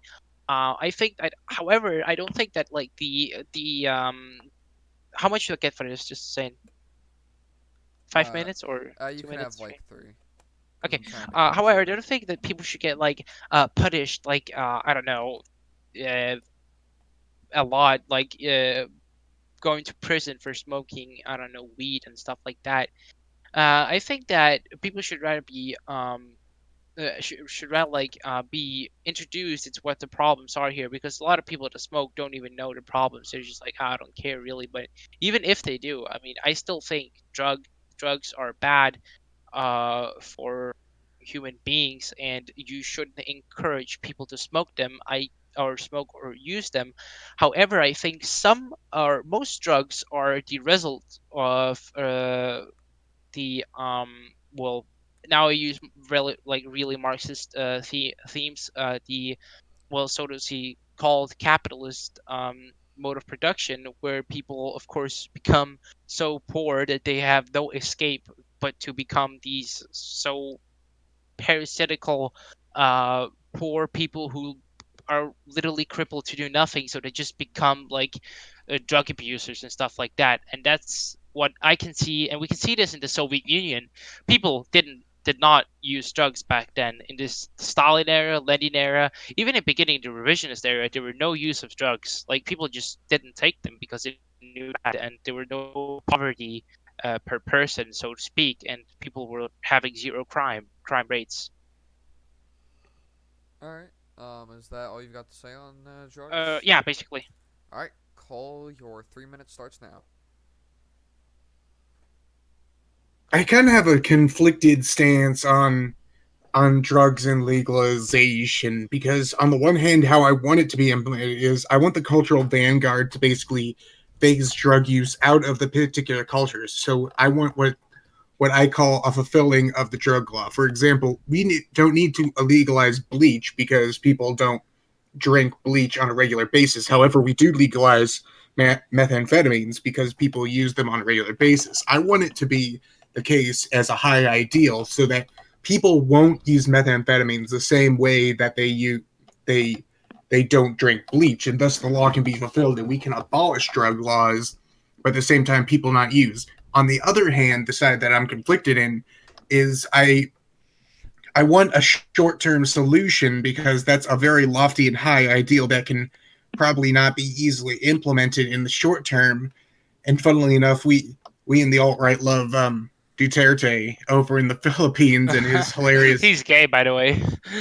yeah, but his hilarious comments of Hitler killed 6 million Jews, I will kill 6 million drug dealers and things like that. And we we're kind of conflicted because we want to get rid of drug dealers, and at the same time, we can't just have a drug dealer genocide. It's not something that's feasible. I mean, kind of in a not conceptual thing, we make jokes about it and make light of it, but in a way, we need to combat drug dealers because they get people hooked on substances and stuff like that. But on the other hand, we want to have a cultural fulfillment of these said drug laws. So in the short term, I don't really have a solution besides keeping them legalized and trying to fight it going across international borders. However, in the long term, I want the cultural vanguard to try to abolish drug use by getting people instead hooked on duty-based morality, on the idea of tradition, and it's not about their own individual pleasure but Yeah, for these higher ideals. So that is my take on drug legalization. yeah. Can I comment something? Yeah, sure. I mean, I would also take this approach, or like approach, if it was possible to like just like say, don't take drugs because the culture vanguard says so, or I mean that would be pretty perfect for any society, because then you wouldn't have to use force. Then people would just like be like, I am informed enough to know this, but I don't think that people are essentially informed enough to know these things. I think that there has to be some kind of if like authority that does this, especially in um modern era where people take a lot of drugs. And about that bleach thing you said, I think it's pretty right. Yeah, I mean you can take bleach, but nobody like takes bleach because that hurts. But I don't think that's the most fair example, because like bleach, that hurts a lot when you take it. But people who smoke marijuana or people who take cocaine, they actually like it in the moment they're doing it. Um, that I mean, so of course there's some crazy people that actually like to like actually drink bleach and think it's good, but like Yummy. that's in the really small numbers. However, I think their approach to it is good, but I don't think it would work, sadly. Hitler massacred 3 million Jews. There's 3 million. That's just the quote I was thinking on from Duterte, and I find it hilarious. Oh, get ready to be like There are. banned on YouTube. I'd be And he happy to sounds like he's slaughter even them. imitating Trump in it. Really? What? Yep. What? Well, I mean, just the Oh way that man, we it's got written. through a Hitler nearly massacred 3 hour 3 million video Jews. There's without 3 million any drug need addicts. for There are. I'd be happy to content. slaughter them. You no, he said that. Oh, I was gonna like. Oh, this is a Um, 3 hour, almost 3 hours. yeah, dude. All right, so this has been pretty long. I'm gonna cut it shorter. Then This went a lot longer than expected. But anyway, though, so I'll put all of you guys in, the description, like your links. Yeah, Like I'll sure. put your Instagram link. I don't know if you have Snapchat. If so, just DM it to me. Yeah. Any other site you want to be mentioned in, Cole. You can tell Yeah, me I just because have you a have been. YouTube channel, Cole, COLCOAL. Just It send it to me and I'll link it and stuff. I will. All right. Anyway, though, Cole, I was thinking about linking my road to 56. My heart's fire and foremost. Yes. I Because mean, I if didn't you know if you want had to. a YouTube channel, so I'll probably just link the YouTube channel. But anyway, though, guys, thanks for coming on. Good Yeah. show, jolly good show, so to speak. I had fun, and yeah. Anyway, though, that's going to be the end of this show. It was nice of you guys to come on. Thank God. I was kind of expecting it to bog down into a fuck you commie and a shut up No, no, capitalist no. pig. I was really hoping it wouldn't bog down to that, and I was talking to someone about it, and I'm glad it didn't. So yeah, that's going to be the end of this episode. All right, see ya. Yeah.